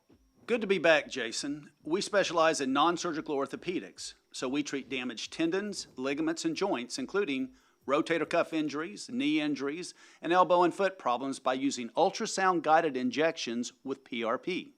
And this form of treatment helps stimulate the body's own reparative process and assist in the healing of damaged tissue.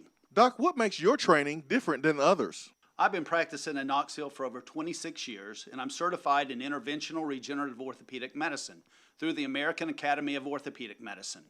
They've been the leader in this form of treatment since 1983.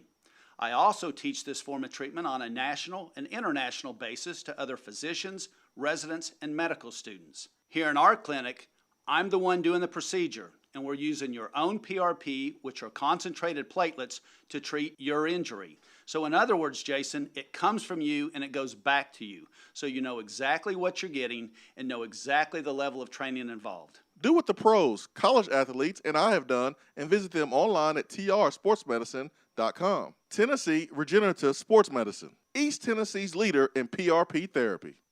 If you're coming to Knoxville and need a place to stay, do yourself a favor and book a room at Hampton Inn Paper Mill, also known as the Hampton on the Hill. This award-winning property is literally in the top 5% of all Hampton Inn properties. The GM, Stephen Lawrence, is a good old local boy who grew up in the business around Knoxville. He and his staff are always available, always willing to help, and will go above and beyond for their guests. The newest Hampton Inn in Knoxville has clean, affordable rooms, flat screens, fridges, and microwaves in every room. Plus, breakfast is included in every rate. Not to mention, there's also a pool and fitness center on site. If it wasn't so close to amazing restaurants, bars, and shopping, you would never want to leave. At only 6 miles from campus, you're still right in where the big orange action is. Go to HamptonInn.com, search Knoxville, and book your room at the Hampton Inn Paper Mill, or call 865-693-5400. Out-of-town law firms have been swarming into East Tennessee lately. Firms from Memphis, Chattanooga, and Birmingham have stormed into the area. Wouldn't you rather do business with a local law firm? You know, a true neighbor. Marcos Garza and the pros at the Garza Law Firm are just that. They are our neighbors and friends that support local causes year-round. The Garza Law Firm works to serve you professionally on criminal matters, injuries and accident matters, and Social Security and disability filings. The Garza Law Firm is here for you at GarzaLaw.com. The Garza Law Firm. Let us help. There are articles and news stories that you read about the things that people do. And when you're reading those and you start to shake your head, you start to scratch your head a little bit, you get confused. You don't understand why. You start to ask questions. But really, there's only one question that matters. What is that question, you may ask? For what? Seems like Ben was licking his chops for this segment. So, Ben, what's on your mind, man? For what? I am giving Pittsburgh Steelers wide receiver Juju Smith-Schuster a for what? Because this moron must hurt. Was out in the park yesterday doing the milk crate challenge. And Juju did it successfully. It appears that he did it carefully. It appears that he was very cautious. Took his time doing the milk crate challenge. But Juju, you've done a good job of staying off social media this offseason. He couldn't help it. Well, he did not post this. Somebody else filmed him and he couldn't help it and let it be posted. I'm not giving him a for what for those reasons. I'm giving him a for what because the season starts in a week and a half. You are on a 1-year return to the Steelers prove it deal so you can go out and cash in on a huge contract, and you're out here risking all that for the milk crate challenge. Couldn't help it. Couldn't help himself. Not the social media part, which is really the same thing when I say it. It's the attention. Look at the video. Look at all those people right there. Look at all those people around. Watch them. Look at them. Look at them. Look at them. Look at them. Hey, Juju, do it. He gets it for what? Because I'll do it. Look he at all these could've people. Easily ruined his Attention. season. It is not smart at all. Not smart at all. But hey, man, I'm not surprised, man. I'm not surprised at all that Juju did this. But No. luckily he I'm not either. didn't get hurt. But man, you know, 1 year deal. I already tried to get paid big bucks this offseason from other teams and was unable to do that. Turned down more money to go to a different team to come back to the Steelers because you want that chemistry with Ben Roethlisberger.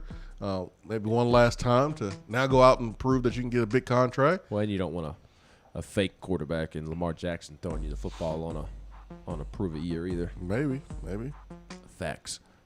I'm also giving a for what to Manny Pacquiao. This was from last week. He recently lost a fight to your Dennis Ugas. What? Your Dennis Ugas. And Manny Pacquiao, again, he lost this fight, and he had an excuse afterwards. He said, in my entire career, Ugas was one of the easiest opponents. He only had one style, and I should have been able to easily move away. You've seen how I have moved in my fights before. I couldn't move in this fight. My legs just stopped. That may be the case, Manny, but you lost. You can't say somebody was one of the easiest opponents when you lost. What is up with fighters and having these whack excuses after they lose? Deontay Wilder and his uniform too heavy. Acting like he's a samurai from 1550. A Japanese what is happening? Conor McGregor always has an excuse for something that goes wrong. Part of his shtick, I get it. Trying to hype up everything, I get it. But you can't say somebody was one of the easiest opponents you had when you lost. And okay, if your legs stopped and he's the easiest opponent, couldn't you have still won if he was that easy? He beat you, man. He beat you. You took an L. Sit down somewhere because you took a double L, and you get it for what as well. That's the way it works right there, man. That's a nice for what's right there, Ben. Thank you. Didn't you have one? Nope. You want to put ESPN back on for what? I mean, just the story from yesterday, it still makes you just scratch your head of how the Sycamore team was paired up against IMG and lost 58-0. But the jokes that are coming in from Twitter and social media have been hilarious. Now, the best one is the photo of the former Florida player's dad who dressed up. It went viral a couple of summers ago when he was on a visit with his son and got all suited up. Yeah. And somebody said that he was Bishop Sycamore starting defensive end. The one I like is when Becky from Full House, they said that she was the director of admissions. Yes. Oh, man. Social media is great when it's great. Big shout out to Brandon, who sent me the stats from that 2011 game against Montana to start the season. I don't even know how I remember that. That was 10 years ago. But I do remember that feeling of playing in the first game and not doing something well and going, this might be a problem. I was right. It was right. Tennessee only had 128 rushing yards, 2.8 yards per rush against Montana to start the season. And I was like, yeah, that's different. Tennessee usually rushes the ball for more than 3 yards a carry in the first game of the season against an opponent that you are writing a check for or two. So, yeah. And goes back to the question about 3 more sacks. Yes, I think we will, but if we don't, I'll be scratching my head there. That's for sure. Before we go to break, this year, just like last year, man, we and it's gonna just hit even different this year, just because of things opening up there in Neyland Stadium, and we'll have the attendance. But the Swain Event was blessed with season tickets from an anonymous person. Listen to the show, big fan of the show, and this is not the first time. We got a few tickets last year donated from this special individual who was able to do this. But this year, taking it up a whole notch, we have game tickets for every game. So we have a pair of game tickets that we're going to give out each and every week to that special somebody. And last year, we gave them out to someone or a pair of people that was making a difference, that good people that probably didn't have an opportunity to go to games in the past for whatever reason, financial reasons, but they deserve it. They deserve it. They bring value to the lives of others, and they need a break. They need to be able to go to a game. Last year we were able to bless Volstorm. No, Foxvall, excuse me. Foxvall was able to go to a game, and he called in and shared his cool story about how he went with his stepfather. And it was a special moment, a moment that they were unable to have a lot of before that moment. So we want to be able to create stories like that, man. It's about creating some memories. If you want to go with your kid or a family member or a friend or whatever, man, we want to be the reason why you have a everlasting moment at the Tennessee football game. So we'll be doing that again this year, man. I'm excited about that. And no, Ben, you can't have the tickets. So don't even ask. I don't want them. I'll be up in my seat in the press box eating my ice cream sandwich. I'm going to Nick Saban. And don't even ask. Stop asking. Bo from Riceville says, until you can do the milk crate challenge in stilettos, just stop. Exactly. There was a sister last week I saw do the milk crate challenge in high heels, pumps. And I think I could do the milk crate challenge. I would do it like Juju did. Just walk very, very carefully. I have very good balance. Yeah, you should do it, man. Set it up for me, and I will. I got better stuff to do. I'm booked. You don't want to see me break my neck doing the milk crate challenge? No, somebody else can video it and see you fall, and I don't need to be there in person. Because then I'll have to be responsible for calling the ambulance. I really don't want to do that. Well, I'm booked. I got better things to do. Somebody set it up on grass, and I'll do it. Nope. Grass it's not sturdy, man. You need to be on a hard surface. No, my balance is good no matter where. Yeah, we set it up. I could do it on sand, and I'll be good. Set it up in dead end parking lot. No, I'm not doing it on asphalt. We can walk across the street and do it at the rec fields, UT rec fields. We can do it there. Somebody set it up and I'll do it. And I'll pass it with flying colors because I've got the balance of a ballerina. Okay.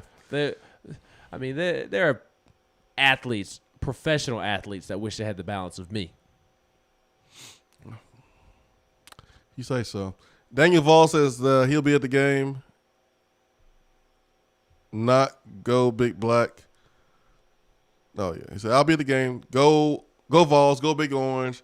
Not go Big Black. Don't want no black uniforms. John Ward would never say something like that. No, because he would still say go Big Orange, whether or not we was wearing white or orange or black or gray. People still said go Big Orange. So, but hey. Man, appreciate the opinion. You don't have to like what they wear. Some people care, some people don't. Volstorm says, I don't need your ticks. These tickets are better than your ticks, Volstorm. You don't need them until you realize that they are great seats, better than yours. Then you're going to be trying to get them. And I'm going to say no. No for you, Volstorm. Who's on the phone? Volstorm. You hear me, Volstorm? These tickets are better than your tickets. I don't need your tickets. These tickets are better than your tickets. You don't know where my tickets are. I know they ain't better than these tickets. That's what I do know. That may be true. These are great tickets. Tell me, I think you should tell everybody where your seats are so we can come see you during the game. My seats are located inside the stadium. Oh, man. Mine too. I actually know where Volstorm sits. He sits in one of the corners, correct?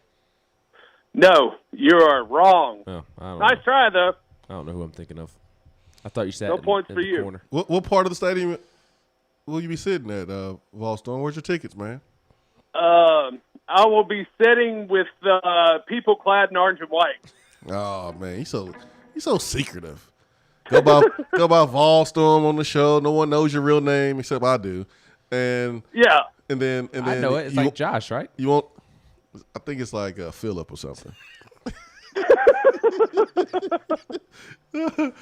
You won't. I mean, you won't tell anybody where your seats are. Are you even a real person? Are you like JJ Peterson or something? Well, you see me. I ain't seen you forever. I'm questioning it. Hey, The JJ is, Peterson of the Swain Event. Hey, up at Bishop Sycamore or Sycamore Bishop, whatever it's called, is Manti Te'o's girlfriend the recruiting coordinator?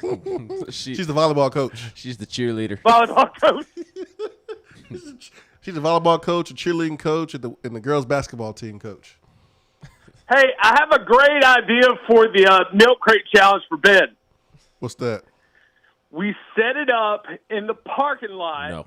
on the street side at Dead End Barbecue, and that's where you give away the ticket. That's You probably could just do it on the show one Friday. that's probably how we need to do it, man. We give away the tickets to people who can complete the milk crate challenge. And then we can video him falling on his face. Yeah, that sounds like a perfect day. I have the balance of a ballerina.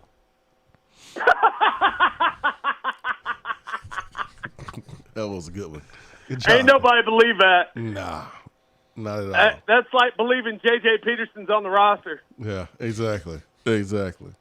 Hopefully, I'll see you at the game, Volstorm. Hopefully. Well, gonna be unfortunately, sitting with I'm the not going to be chancellor. able to go. Why aren't you going? Thursday night. Yeah, Thursday night, kiddo. I understand. Vanderbilt doesn't play till Saturday. Well, then you'll have plenty of time to get there, won't you, big boy? Yep, I'll be sitting right next to you.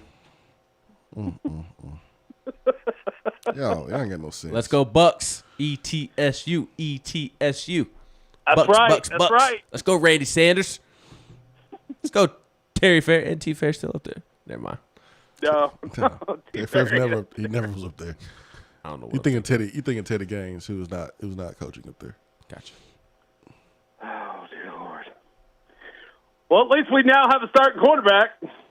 We do, officially. I don't have to do that no more. Officially, we do have one. Let's hope that he continues to be the starting quarterback. So who they going to put in second after, since everybody has this grand plan that we're going to put up 50 points on these guys? That's the $1 million question. That is a $1 million question. Eyes will be on the sideline when Tennessee gets up by a lot of points and Tennessee scores, and we'll see who will be warming up to go in second at quarterback. I kind of figured maybe he was going to put Bailey in there since he's got him, even though it's listed as Orr, he does have him listed over Hendon Hooker. Yeah, I think it's because of alphabetical order. Maybe, I don't know. Alphabetical order. Or maybe because he's taller. Who knows? I don't know. But maybe because he was a 5-star is why he'll be over Hendon, because that matters. Guys, before I go, I was glad to see that Washington State put out their depth chart because it's Jerry Gaetano days till football time in Tennessee. See you, boys! Y'all some stalkers, man. Y'all some stalkers. Leave that boy alone. Let it go. Leave JG alone. Such a bully, Volstorm. Hour number 3 is coming up around the corner. 865-255-03. Stay with us. Be right back.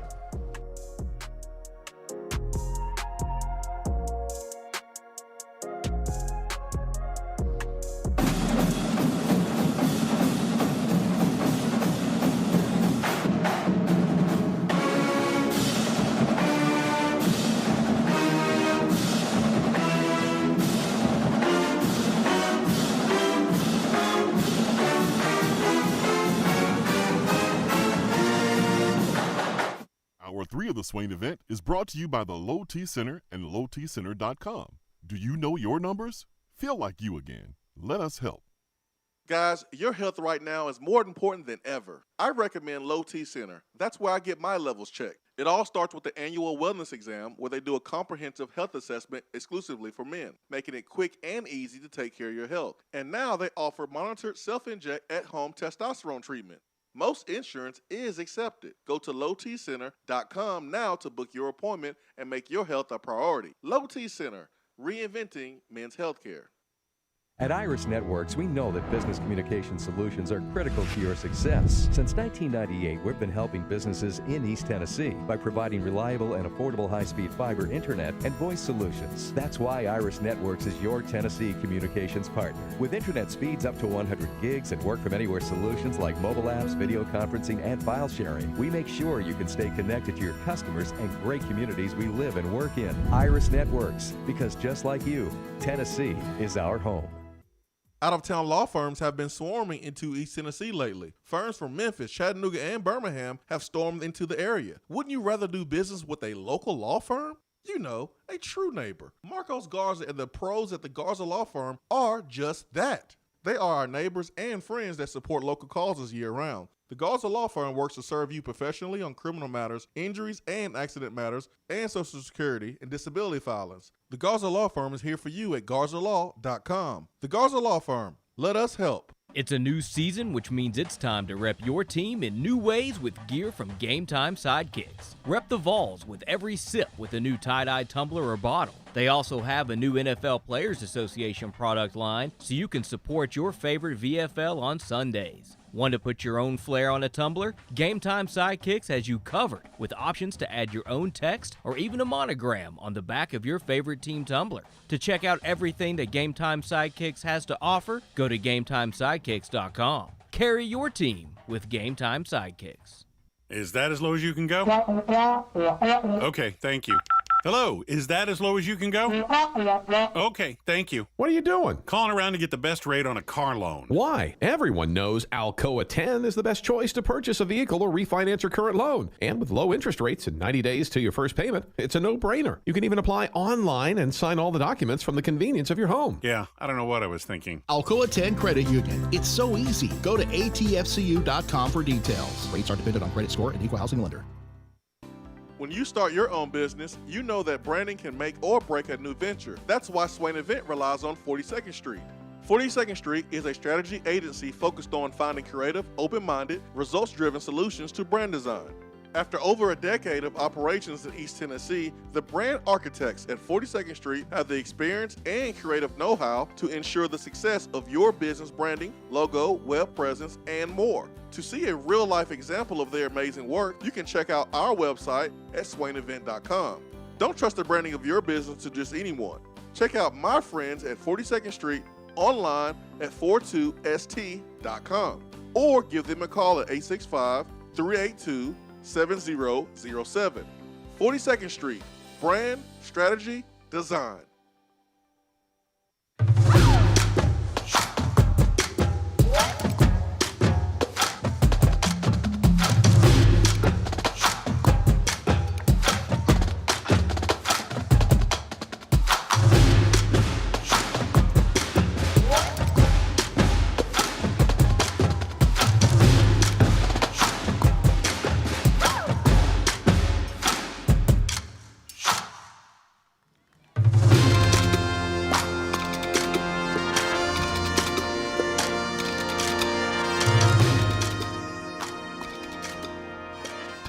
Around the SEC here in the Swain Event. All right, Ben, what do we have? We got Austin Price joining us here shortly. But, man, let's cover some SEC news. Let's do it. We're going hype speed this morning so that we can get to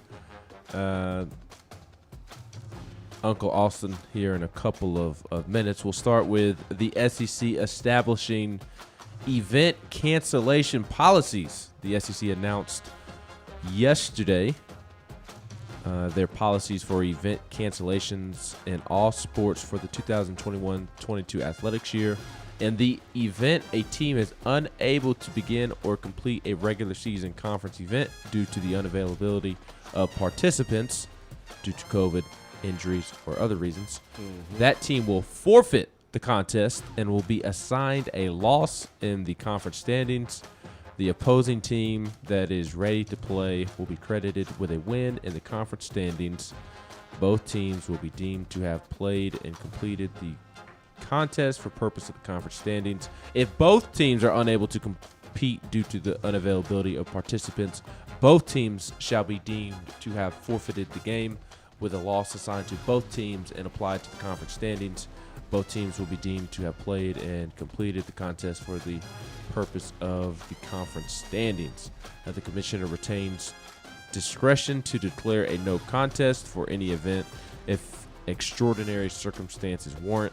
Tiebreaker procedures specific to each sport will apply for determining conference champions, division champions, when applicable, and or seeding in conference championship events. Any direct financial loss on the part of the school that was able to play a canceled event may be submitted for consideration for reimbursement, subject to approval from the SEC Executive Committee. You know what I got from this? Tennessee has a chance to beat Alabama this year. That was the first thing I thought of yesterday. That was the first thing. But we're going hype speed, unless you got something real quick you want to throw in there. You agree, disagree? Like it, dislike it? I want to beat Bama on the football field, but I'll take a win any way I can get it, I guess. Look, if you told me right now that if you gave me the option right now, you can either play that game or I say this I can't even wrap my head around it. As nicely as possible. Or if Alabama deals with the COVID outbreak, giving Tennessee the win, which would you take? I'd take the COVID outbreak for Alabama in a heartbeat because you know what the record's going to say at the end of the year? W for Tennessee, L for Alabama. One more win on the schedule. Right quick, Jalen Hurd and Juwan Jennings really battling it out for receiver spot in their preseason game on, what was that, Sunday? I had it playing there in the background preparing for the show and everything this week from a technical standpoint. But I had it playing, and I saw Juwan help Hurd get lined up. I did hear them talk about the battle for the receiver spot and talk about Jalen Hurd and Juwan Jennings. And, man, it looks like Hurd had a better day when they played against what team was that against? I guess it don't really matter. But the Raiders. It was the Raiders. Yep. Because Peterman was dropping dimes out there. No. Nathan Peterman completed a pass to Alex Ellis. Yeah, he was. And I was like, what world am I living in right now? What planet am I on? You on Earth. More players that play on the Butch are doing better in the NFL. What's new, Ben? So those are two more, right? But yeah, Peterman was dropping dimes out there. But Hurd did it. He did his thing. So we'll see what happens with Juwan Jennings, man. Hopefully both guys can make the team. But we know that somebody's going to get cut. Hopefully somebody else and not one of those two Tennessee boys, man. I root for the Tennessee guys to go and do great things, man. I know how much it means to the state, the talent in the state, to go out and see other people that are from the same area that you are from being successful at the NFL level. So that's how I look at it. We'll look at Austin Price here in a little bit when we have him on the program. I don't like how you call him Uncle Austin because Austin and I are the same age, Ben. Well, I mean, I don't know why you're offended. You're Grandpa Swain. Oh, gosh. Swain Event fueled by Dead End Barbecue. Austin Price, FarQuest.com. Joins us next.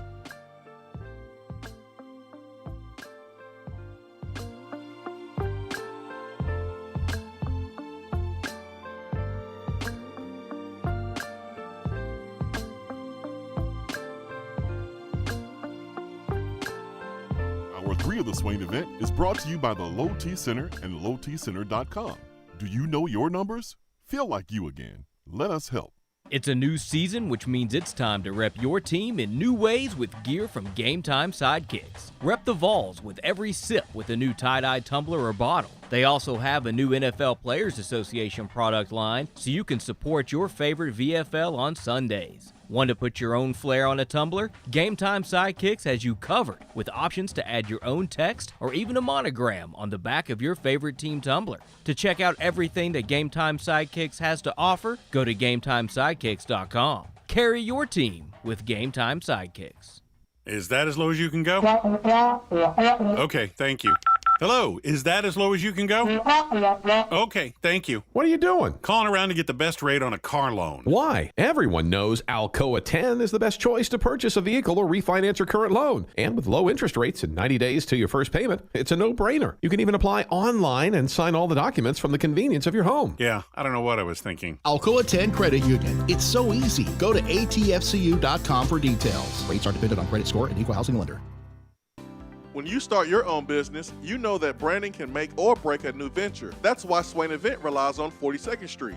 42nd Street is a strategy agency focused on finding creative, open-minded, results-driven solutions to brand design.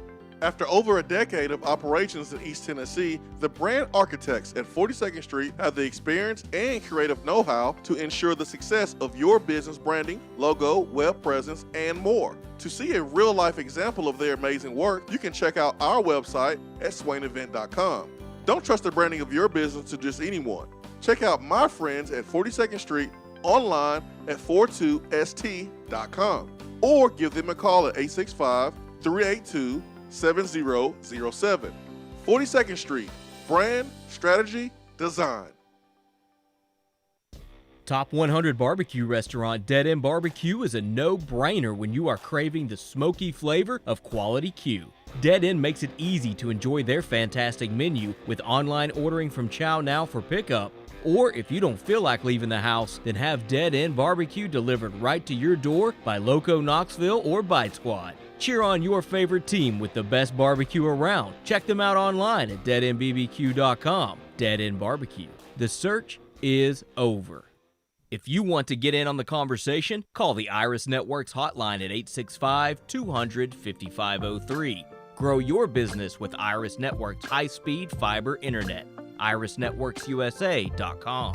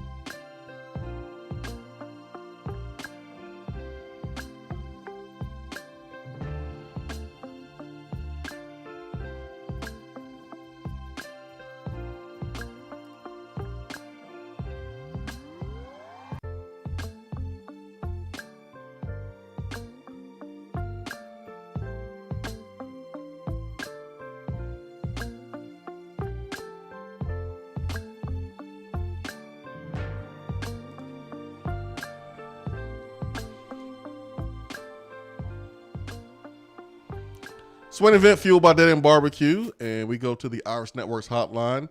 Check in with our guy Austin Price of VolQuest.com, who joins us each and every Tuesday around this time of the show. Austin, good morning, sir. 9 hours, 42 minutes. 9 hours, 42 minutes, Jason. You count the clock? What's going on in 9 hours and 42 minutes? Tennessee Prime, live from Sutherland Avenue. I'm ready to go, man. I'm ready to rock. Austin, you got some pull, man. I mean, if it wasn't for the Tennessee Prime show, I don't know if Joe Milton is named the starter before the show, man, because we was having him on tonight, and that would have been weird, you know, having a quarterback out there as if he's a starter before he was named the starter. I don't think that I don't think I had any pull on the decision to name him the starter, although there were people telling Josh Heupel and the entire staff why are we not naming him the starter? I mean, we'll wait now here. Just go ahead and get it done. It was good for, Tennessee get a little bit of pub there. Went across the ticker on ESPN all day yesterday, and still going across the ticker as we speak. So the question is, who's number 2, Austin? Do you know that? In my opinion, it will be Hendon Hooker. Hopefully we see the second quarterback in the third quarter at some point. That's my wish. What is one thing in this football game, Austin, that you want to see? Obviously, you want everybody happy and want Tennessee to win. Well, we all do, whether you are a big fan of Tennessee or you just live here. It's just better when Tennessee is winning. Everyone's in a good mood. But what do you want to see in the Tennessee win? What do you think is important? Unless Bowling Green is vastly improved from a year ago, I want to see Tennessee come out, take care of business early, and then keep the foot down. I mean, this program needs a good cleanse game. You go out and win it 63-3 or 63-10 or something like that. That's a good cleanse game. Winning the way you're supposed to win in games like this, scoring a lot of points, having some fun, getting some turnovers. The program needs it. It's been a long off season, and they need, these kids need a game to feel good about themselves. Also, we talked last week about Joe Milton going out and taking the starting quarterback job. Just in the last week since we had that conversation, just what have you continued to hear about Joe Milton's fall camp and what led him to winning the job? Well, I just think that he makes plays, people have been asking on our side. They've asked, on different, various medias, what did Joe Milton do to win the job? And I think the biggest thing Joe Milton did is he didn't shoot himself in the foot. He didn't make, don't get me wrong, he made some mistakes in fall camp. He threw a pick or two. He wasn't perfect, but he also made plays. And, I think that Josh Heupel needed somebody that was going to go out there and be someone who can win a play, win a series, win a football game. And that's not to say the other guys can't, but I just think that the skill set of Joe Milton is one that puts them in a position to, it's kind of like how Phil Mickelson plays golf. When Phil's on, he's going to make a lot of birdies. And in turn, he's going to play really well. It's going to be exciting. And, Phil's A games outside of, Tiger Woods is as good as anybody. He's also going to in turn maybe have those rounds where he's not very good. That may happen with Joe Milton. But I think, Josh Heupel's like, we got to have somebody that's going to go out there and take a game, win a game for us, not play conservative or be conservative or check it down.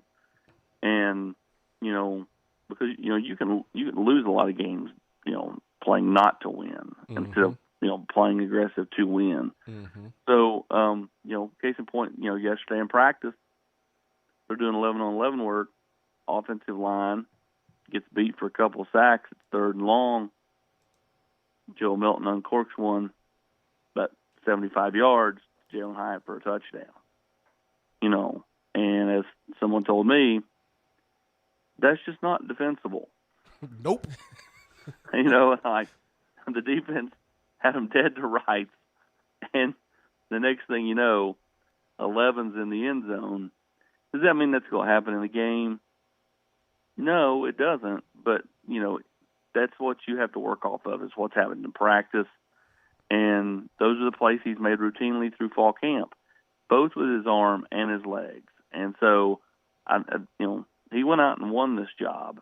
I think the job was always Joe Milton's, unless he showed it was too big for him, unless he, was not able to grasp the offense mentally. He was making way too many mental mistakes, turning the ball over. on a routine basis, all of that stuff.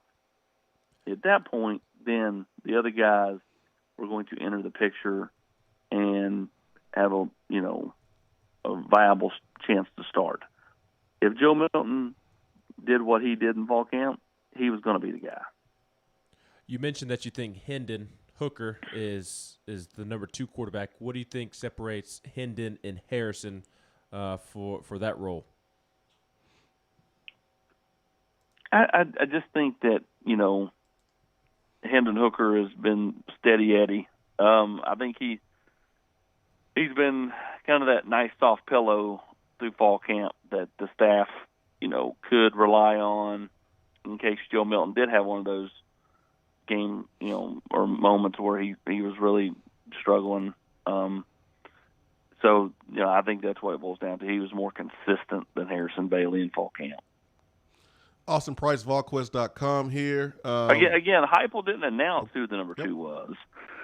I just think that's who will be the number 2 quarterback when they go out tomorrow night. But, who knows?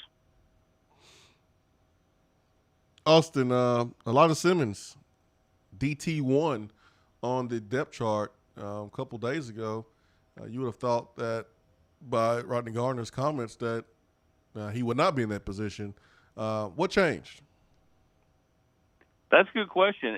I don't know if that was Rodney just trying to, get the best out of Elijah Simmons or what. I mean, you're right. I mean,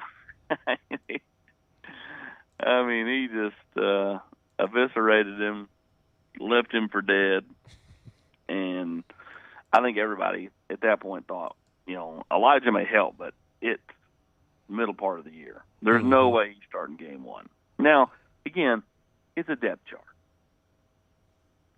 And maybe Elijah is out there for the first play. But how many times have you seen over the years somebody be the number 1 guy on the depth chart that they release? Because, depth charts now aren't what they were when you played 15 years ago. It's just not the same. It's called an organizational chart, Austin. Yeah, correct. The biggest thing I think I take away from that is he's got himself in a position where he's going to play. He's going to help the football team early. Does he start? We'll see. I don't really think it matters at the end of the day because defensive line is going to be like wide receivers. They're going to play so many guys that just because you start don't mean you're going to play the majority of the snaps, vice versa, on a wide receiver and or defensive line. Just with that defensive line depth chart, it kind of caught a lot of people off guard with Jaquan Blakely and even with Elijah, DeJoun Terry being behind him, especially after DeJoun Terry was somewhat the talk of camp, or at least one of the big talking points at the beginning of camp. Do you think DeJoun Terry is still in a good spot, and just kind of what do you make of maybe, I guess, the quirkiness of that defensive line depth chart? I think he's fine. Again, they're going to play so many guys. I don't think it really matters. I'm not surprised. You really look at, the defensive depth chart is what? You've got, Jaquan Blakely, older guy, veteran, teammates love him. You got, in the secondary, that was kind of status quo from what everybody thought it was going to be. I just think that, vets on the top of the depth chart make sense in a lot of ways. And, because you're going to need those guys early. And we'll see if kind of the cream rises to the top, when it comes to who plays the most snaps come Thursday, come next Saturday against Pitt, and throughout the early part of the year. Austin Price, VolQuest.com. What's the number 1 recruiting story right now for you guys there at VolQuest? I try to ask Ben, but he won't tell me. Like it's a secret or something. So I'm asking you, Austin Price, what is the number 1 recruiting story at VolQuest?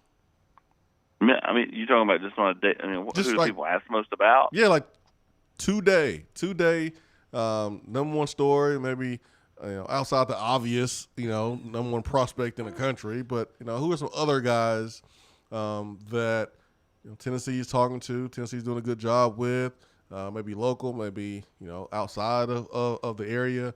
But we haven't talked much about any other player besides the big boy up in Powell. Well, Tennessee's in on several DBs. You saw them offer several JUCO DBs over the last 4 or 5 days. Saw Frazier's one. Juice Williams is another.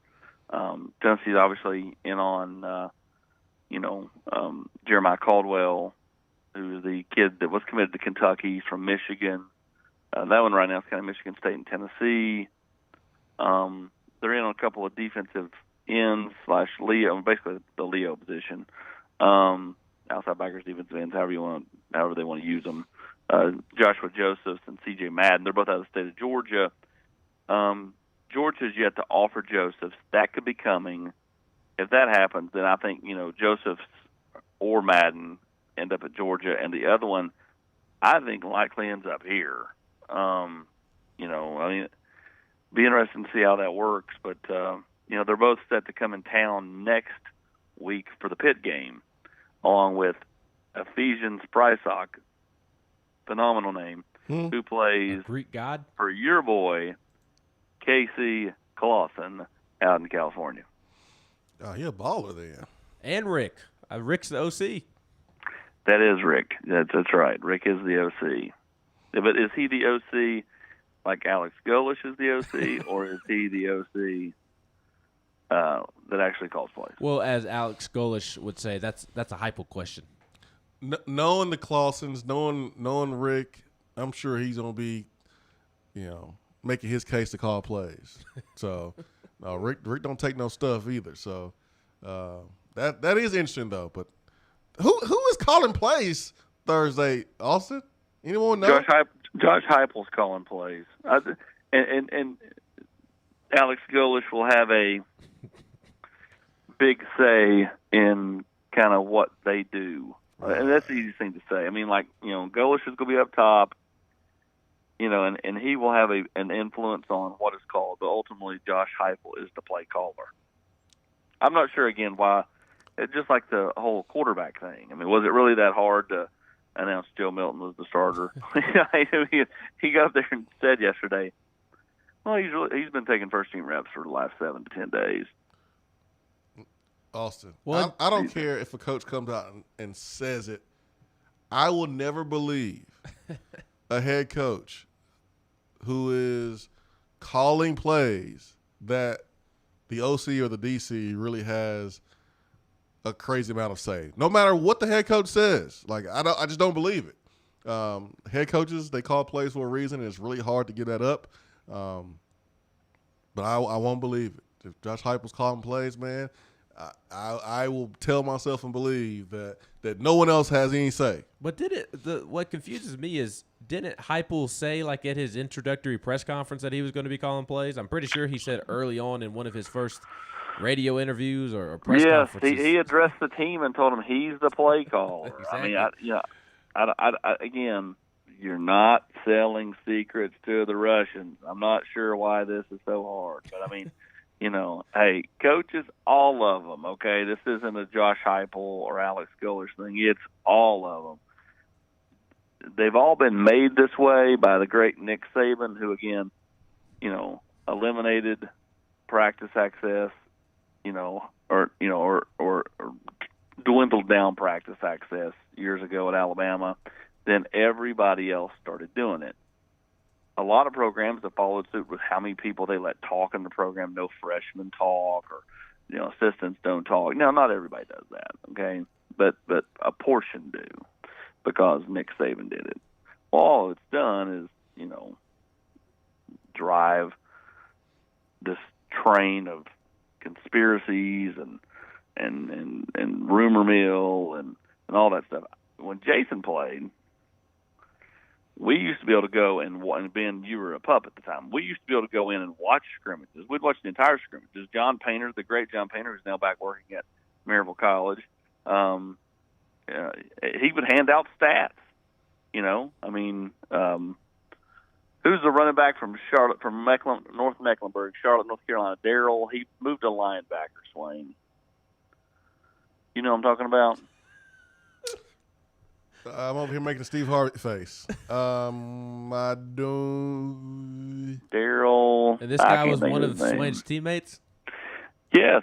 Interesting. So he played running back coming in? He played running back coming in, but then moved to linebacker. But in a one scrimmage, he had this phenomenal spin move and scored a touchdown.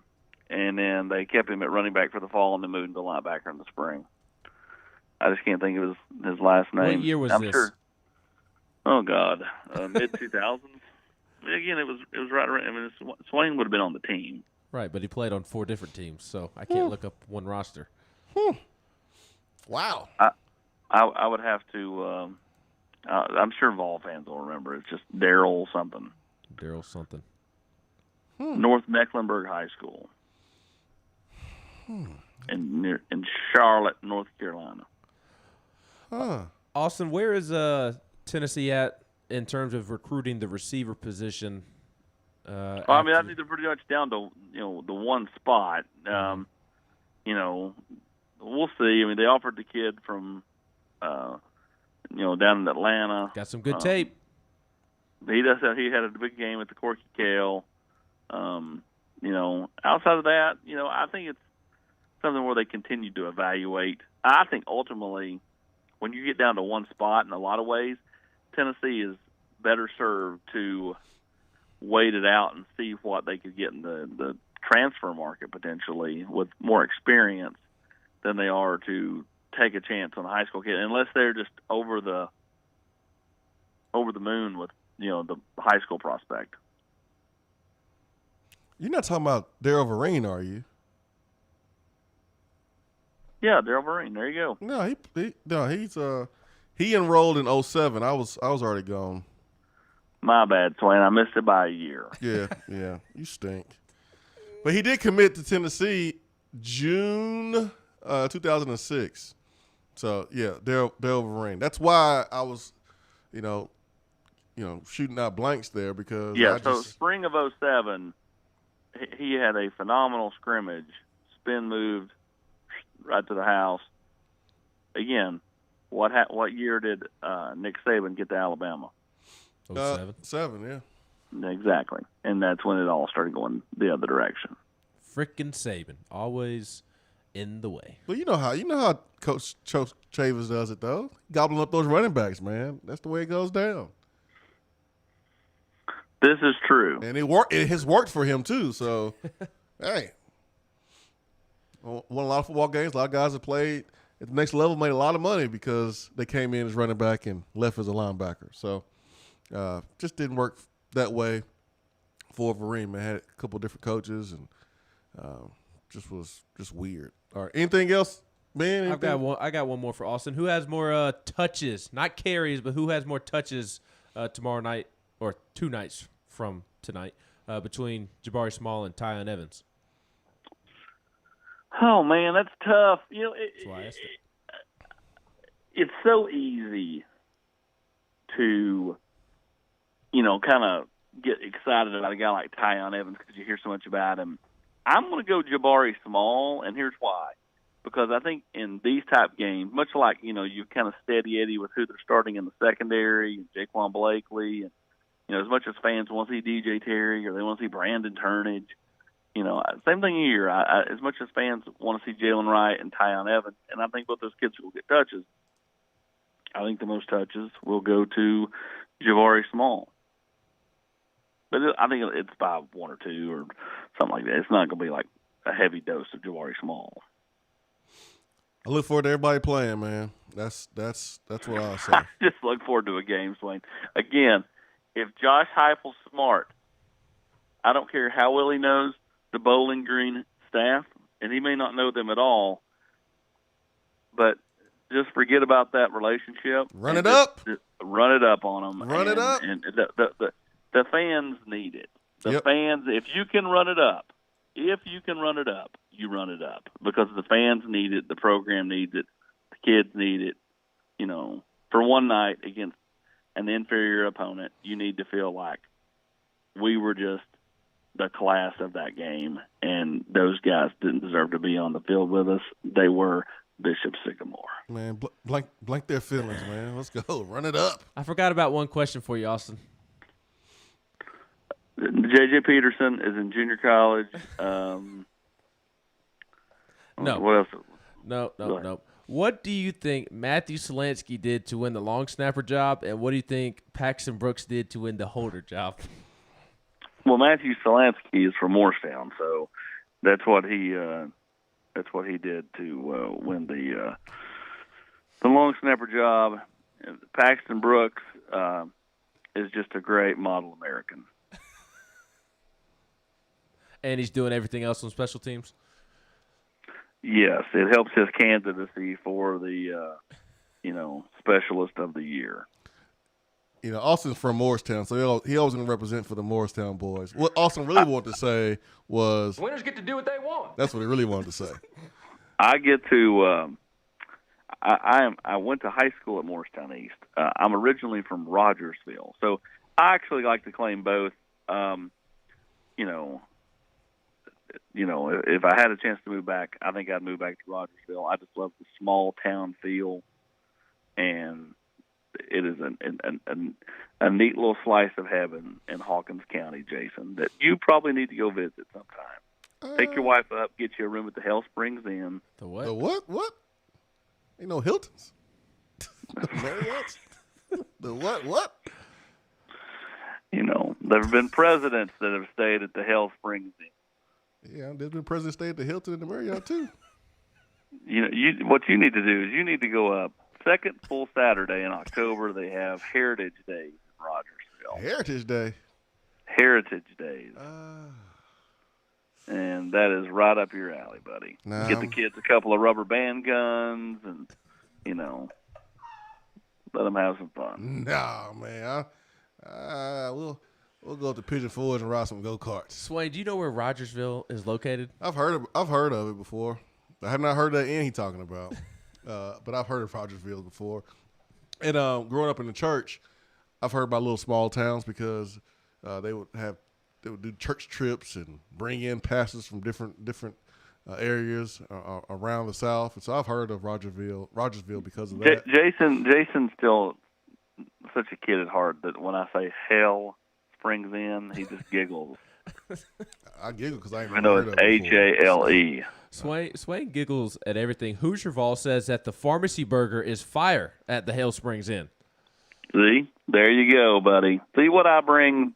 I bring in the viewers that know. They know. Now, the sad part is they used to have the medical center, which was the little pharmacy there in town, which would be the equivalent of Long's Drug Store. Okay, been there for years and years and years, and the medical center is no longer open.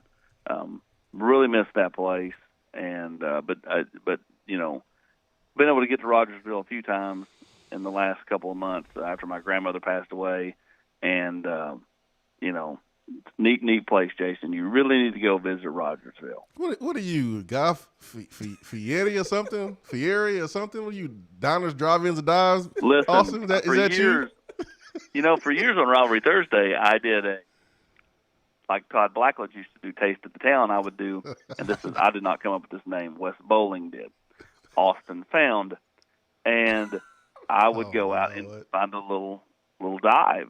And so, I know all these little places around here. You name it. If it's near a high school and it's a little hole-in-the-wall, cool local place to eat, I've got you covered, Jason.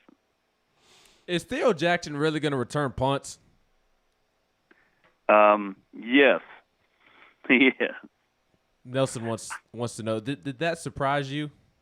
Well, yeah, because when I think of fart in the skillet, Theo Jackson's not who I think about. Yeah, I was caught off guard. Swain pointed this out to me during a break. The number one job is to catch it, and he may be the best at catching punts, but I just have a hard time believing he's gonna make anybody miss.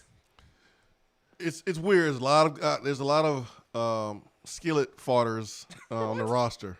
When you look at the roster, you see a lot of guys that probably do a good job farting in the skillet. It's really quick, really fast. That's not, returning punts. And so when you think of the punt returner, you don't think of Theo Jackson. I understand that, man. I understand it. Listen, I do believe that if you're Theo Jackson and you can return a punt for a touchdown, when you trash talk the other team, you've got to say, "Can you taste it? Can you taste it?"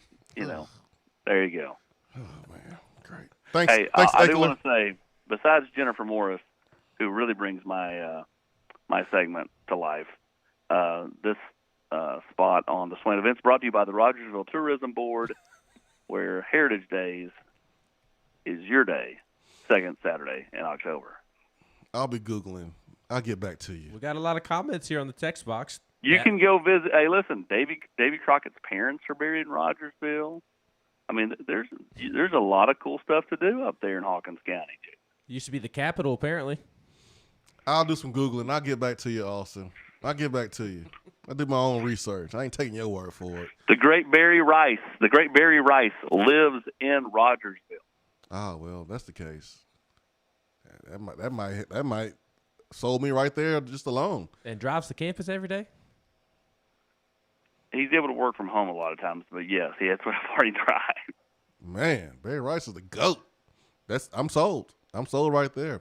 All right, Austin Price, man, tonight, 7 p.m. at Gus's world-famous fried chicken, Tennessee Prime, a new show there featuring Joe Milton, starting quarterback, and QB1, baby, QB1. QB1 and OG1 and K Mays. No, RT1 and K Mays, who will be joining us as well. So looking forward to it. Those that want information on how to watch, you can go to a YouTube page on their VolQuest, on Twitter, Swain Event, and then also on the Swain Event app, you can listen to the show. So we'll be rocking and rolling at 7 p.m. tonight. AP, you ready to go? I'm as ready as I'm going to be. I just can't believe y'all aren't having Harrison Bailey on. See, why you always starting stuff, man? Stop, Ben. Stop. They always starting stuff, man. Ben's instigator. I think he got a fake name on the message board. I think he's the one to start stuff just to get stuff going to make your job harder, Austin. It's Ben.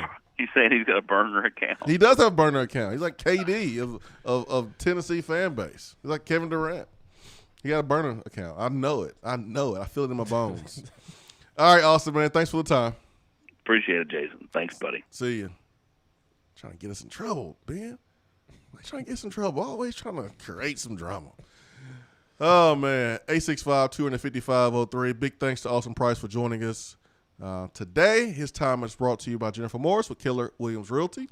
If you are looking to sell, buy, or invest in real estate, call Jennifer Morris. Her telephone number is 865-257-7897 or email her at jennifermorris865@gmail.com. Jennifer is the GOAT.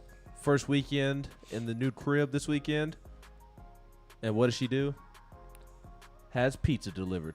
Oh. That's the type of relationship and just kindness that you can expect from Jennifer throughout the home buying process. She really is a good person, man. Man, you have bullied her and talked trash to her and just treat her so. Starts it. She brings it on herself. You treat her so bad, and she forgot about it and still did the right thing by taking care of you and giving you pizza. Man, what a friend. She brings it on herself. What a friend. Swain Event, be right back.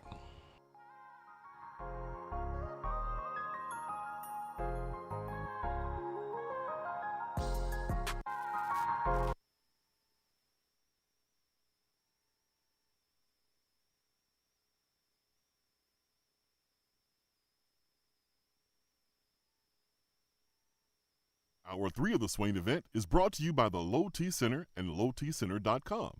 Do you know your numbers? Feel like you again. Let us help. It's a new season, which means it's time to rep your team in new ways with gear from Game Time Sidekicks. Rep the Vols with every sip with a new tie-dye tumbler or bottle. They also have a new NFL Players Association product line, so you can support your favorite VFL on Sundays. Want to put your own flair on a tumbler? Game Time Sidekicks has you covered with options to add your own text or even a monogram on the back of your favorite team tumbler. To check out everything that Game Time Sidekicks has to offer, go to GameTimeSidekicks.com. Carry your team with Game Time Sidekicks. Is that as low as you can go? Okay, thank you. Hello, is that as low as you can go? Okay, thank you. What are you doing? Calling around to get the best rate on a car loan. Why? Everyone knows Alcoa 10 is the best choice to purchase a vehicle or refinance your current loan. And with low interest rates and 90 days to your first payment, it's a no-brainer. You can even apply online and sign all the documents from the convenience of your home. Yeah, I don't know what I was thinking. Alcoa 10 Credit Union. It's so easy. Go to atfcu.com for details. Rates are dependent on credit score and equal housing lender. When you start your own business, you know that branding can make or break a new venture. That's why Swain Event relies on 42nd Street. 42nd Street is a strategy agency focused on finding creative, open-minded, results-driven solutions to brand design. After over a decade of operations in East Tennessee, the brand architects at 42nd Street have the experience and creative know-how to ensure the success of your business branding, logo, web presence, and more. To see a real-life example of their amazing work, you can check out our website at swainevent.com. Don't trust the branding of your business to just anyone.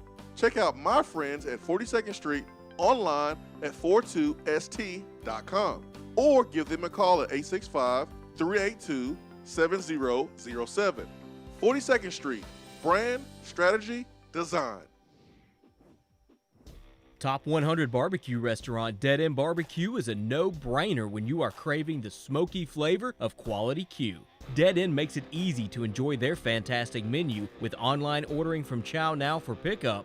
Or if you don't feel like leaving the house, then have Dead End Barbecue delivered right to your door by Loco Knoxville or Bite Squad. Cheer on your favorite team with the best barbecue around. Check them out online at deadendbbq.com. Dead End Barbecue. The search is over. If you want to get in on the conversation, call the Iris Networks hotline at 865-200-5503. Grow your business with Iris Networks high-speed fiber internet. irisnetworksusa.com.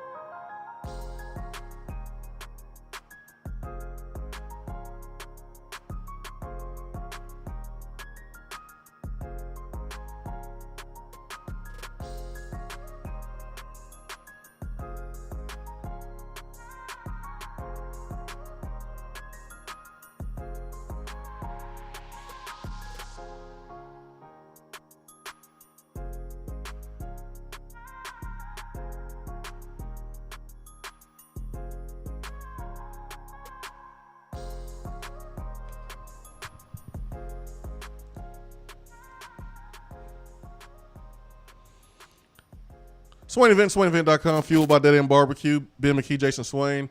As we wrap up today's show, keep in mind tonight, Tennessee Prime, the debut of our, I guess we can call it an NIL show. It is. That's what it is. Yeah, it's the first, just the first one. I've been seeing some throughout the SEC. Kentucky's rival site has one with Josh Paschal, the best defensive player and the leader of that football team.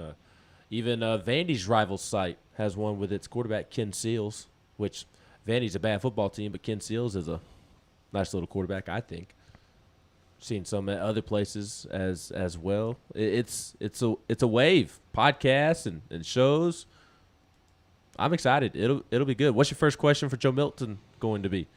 Poor Cade. Cade's just going to be along for the ride. How much of a bum is Harbaugh? In your words, how big of a bum is Jim Harbaugh? No, I'm not gonna ask him that on air. On air.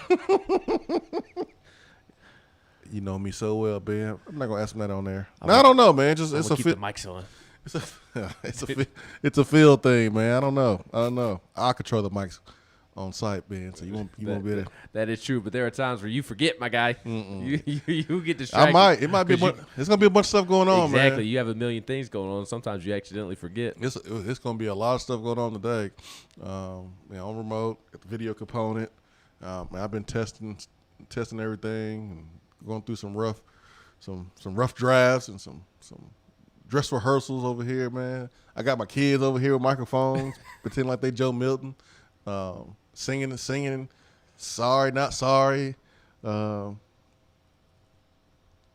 singing Taylor Swift, just making sure everything is all good. So, yeah, I'm looking forward to it. It's gonna be cool, and no one around here is doing this. So, setting some trends, setting the bar, and the most important thing is it's gonna be great for the players. They get a chance to capitalize on their name, image, and likeness. And number two is great for the fans because they get a chance to see coverage different than what they have in the past. So that's who I'm excited for. And I'm excited for you, Ben. You get to just chill. Yeah, drive all the way from South Knoxville to do it. Yeah, just Bobby, hang out. Georgia has a question for you. Will you bring up your experiences being on Michigan's campus with Joe Milton?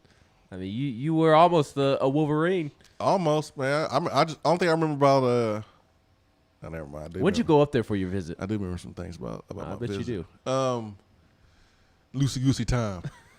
What time of the year did you go up there? Did you go up there in winter? It was November. Ugh. It was cold. That would be the reason right there. I would not go. Yeah, it was cold. Tennessee winter is good enough for me. Yeah, it was different, man. It was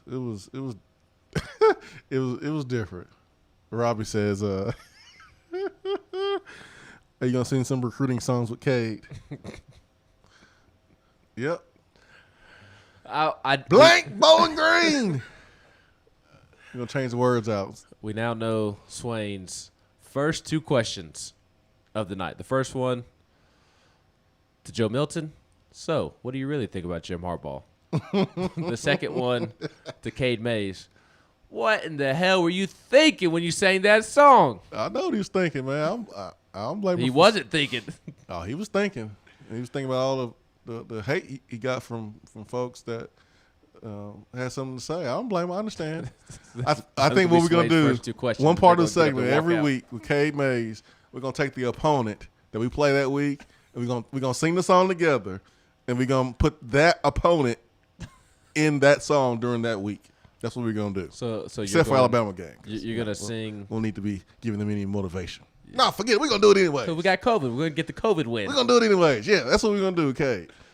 So you're going to sing Dixieland Delight. Yep.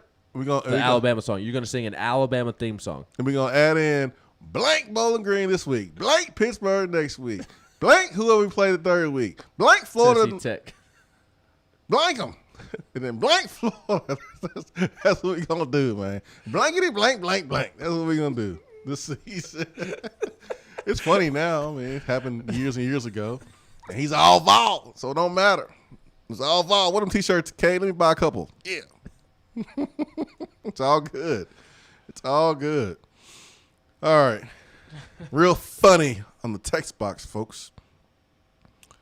TC from Virginia says, saw where Alabama player got DUI. Was he a starter? Listen. No. Doesn't really matter. He won't get in trouble. Nothing's going to happen. It was on my list, but Swain wanted to talk about Baylor wide receiver Jalen Hurd instead. Yeah, man, it's a battle between two former Tennessee players, man, there with the 49ers. So. Yeah, it'll be interesting to see what happens. But Quandarius Robinson, not a starter. And as the text box message pointed out, he was arrested over the weekend for DUI, which how do you get arrested for DUI going into game week? That is a for what, but he is suspended indefinitely. Also, I forgot to put Scott Frost on for what. That was my other one I forgot about. That's why I was so happy, because I knew I had Juju and another one, but I couldn't remember the second one.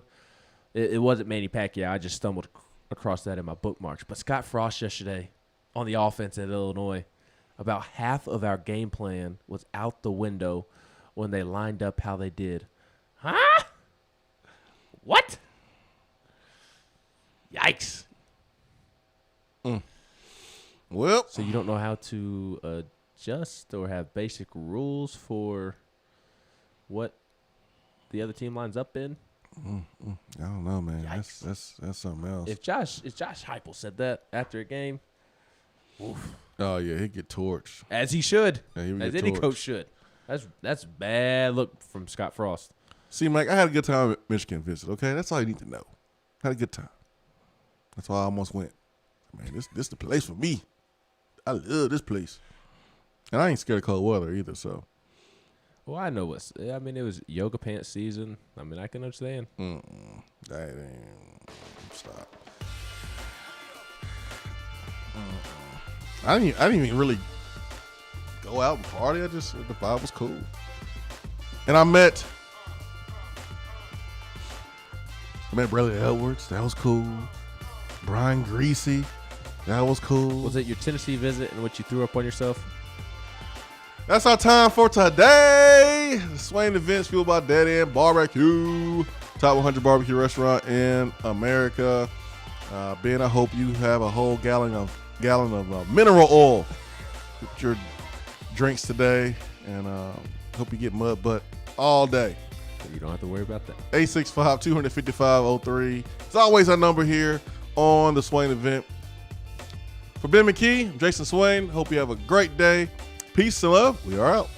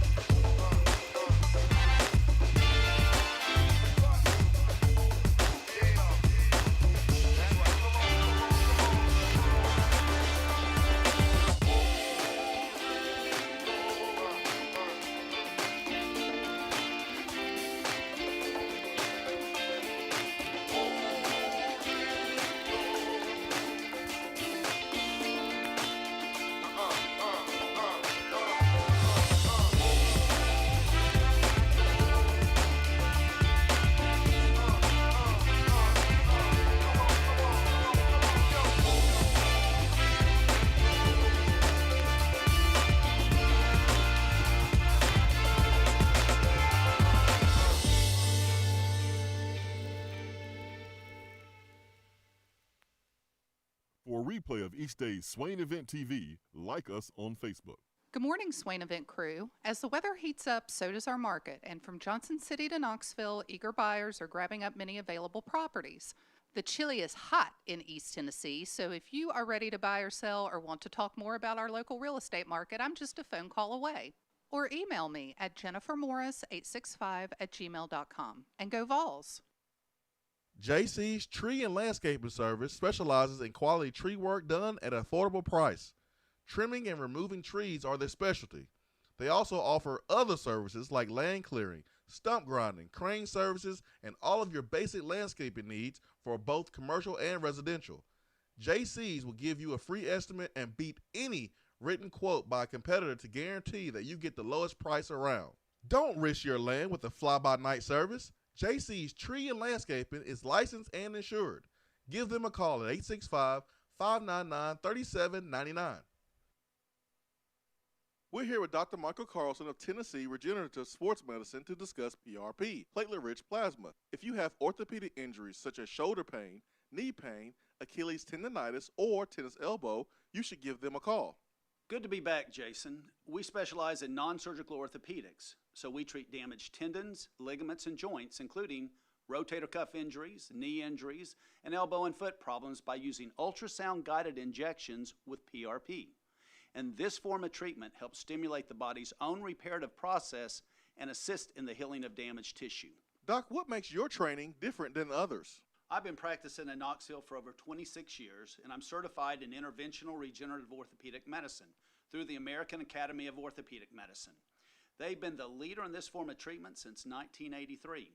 I also teach this form of treatment on a national and international basis to other physicians, residents, and medical students. Here in our clinic, I'm the one doing the procedure, and we're using your own PRP, which are concentrated platelets, to treat your injury. So in other words, Jason, it comes from you and it goes back to you.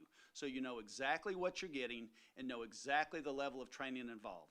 Do what the pros, college athletes, and I have done, and visit them online at trsportsmedicine.com. Tennessee Regenerative Sports Medicine, East Tennessee's leader in PRP therapy. More and more Tennessee businesses are switching to Iris Networks for reliable, local, high-quality, high-speed business fiber internet. Iris provides direct internet access from 10 megs to 10 gigs with no payments for 90 days. Iris also offers next-generation business phones with work-from-anywhere capability from the mobile or laptop app. With local sales, support, and service, Iris is a partner in the community. Learn more at irisnetworkusa.com or call 865-448-IRIS. Iris Networks, a Tennessee business connecting Tennessee businesses.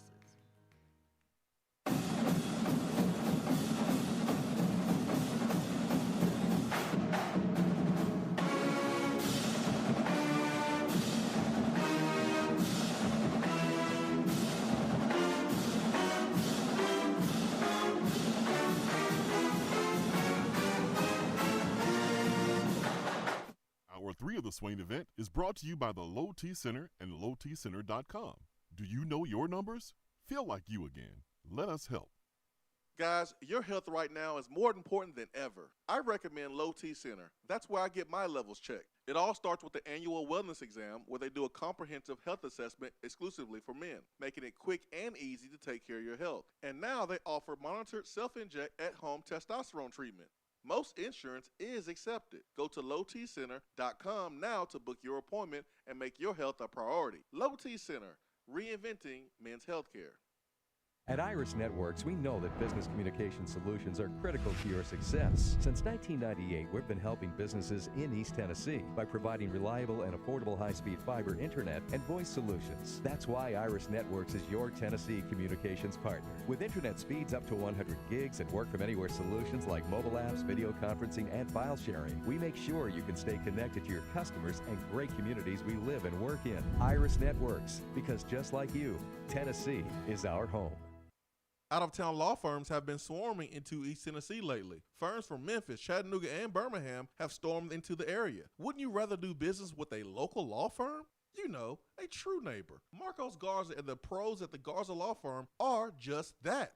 They are our neighbors and friends that support local causes year-round. The Garza Law Firm works to serve you professionally on criminal matters, injuries and accident matters, and Social Security and disability filings. The Garza Law Firm is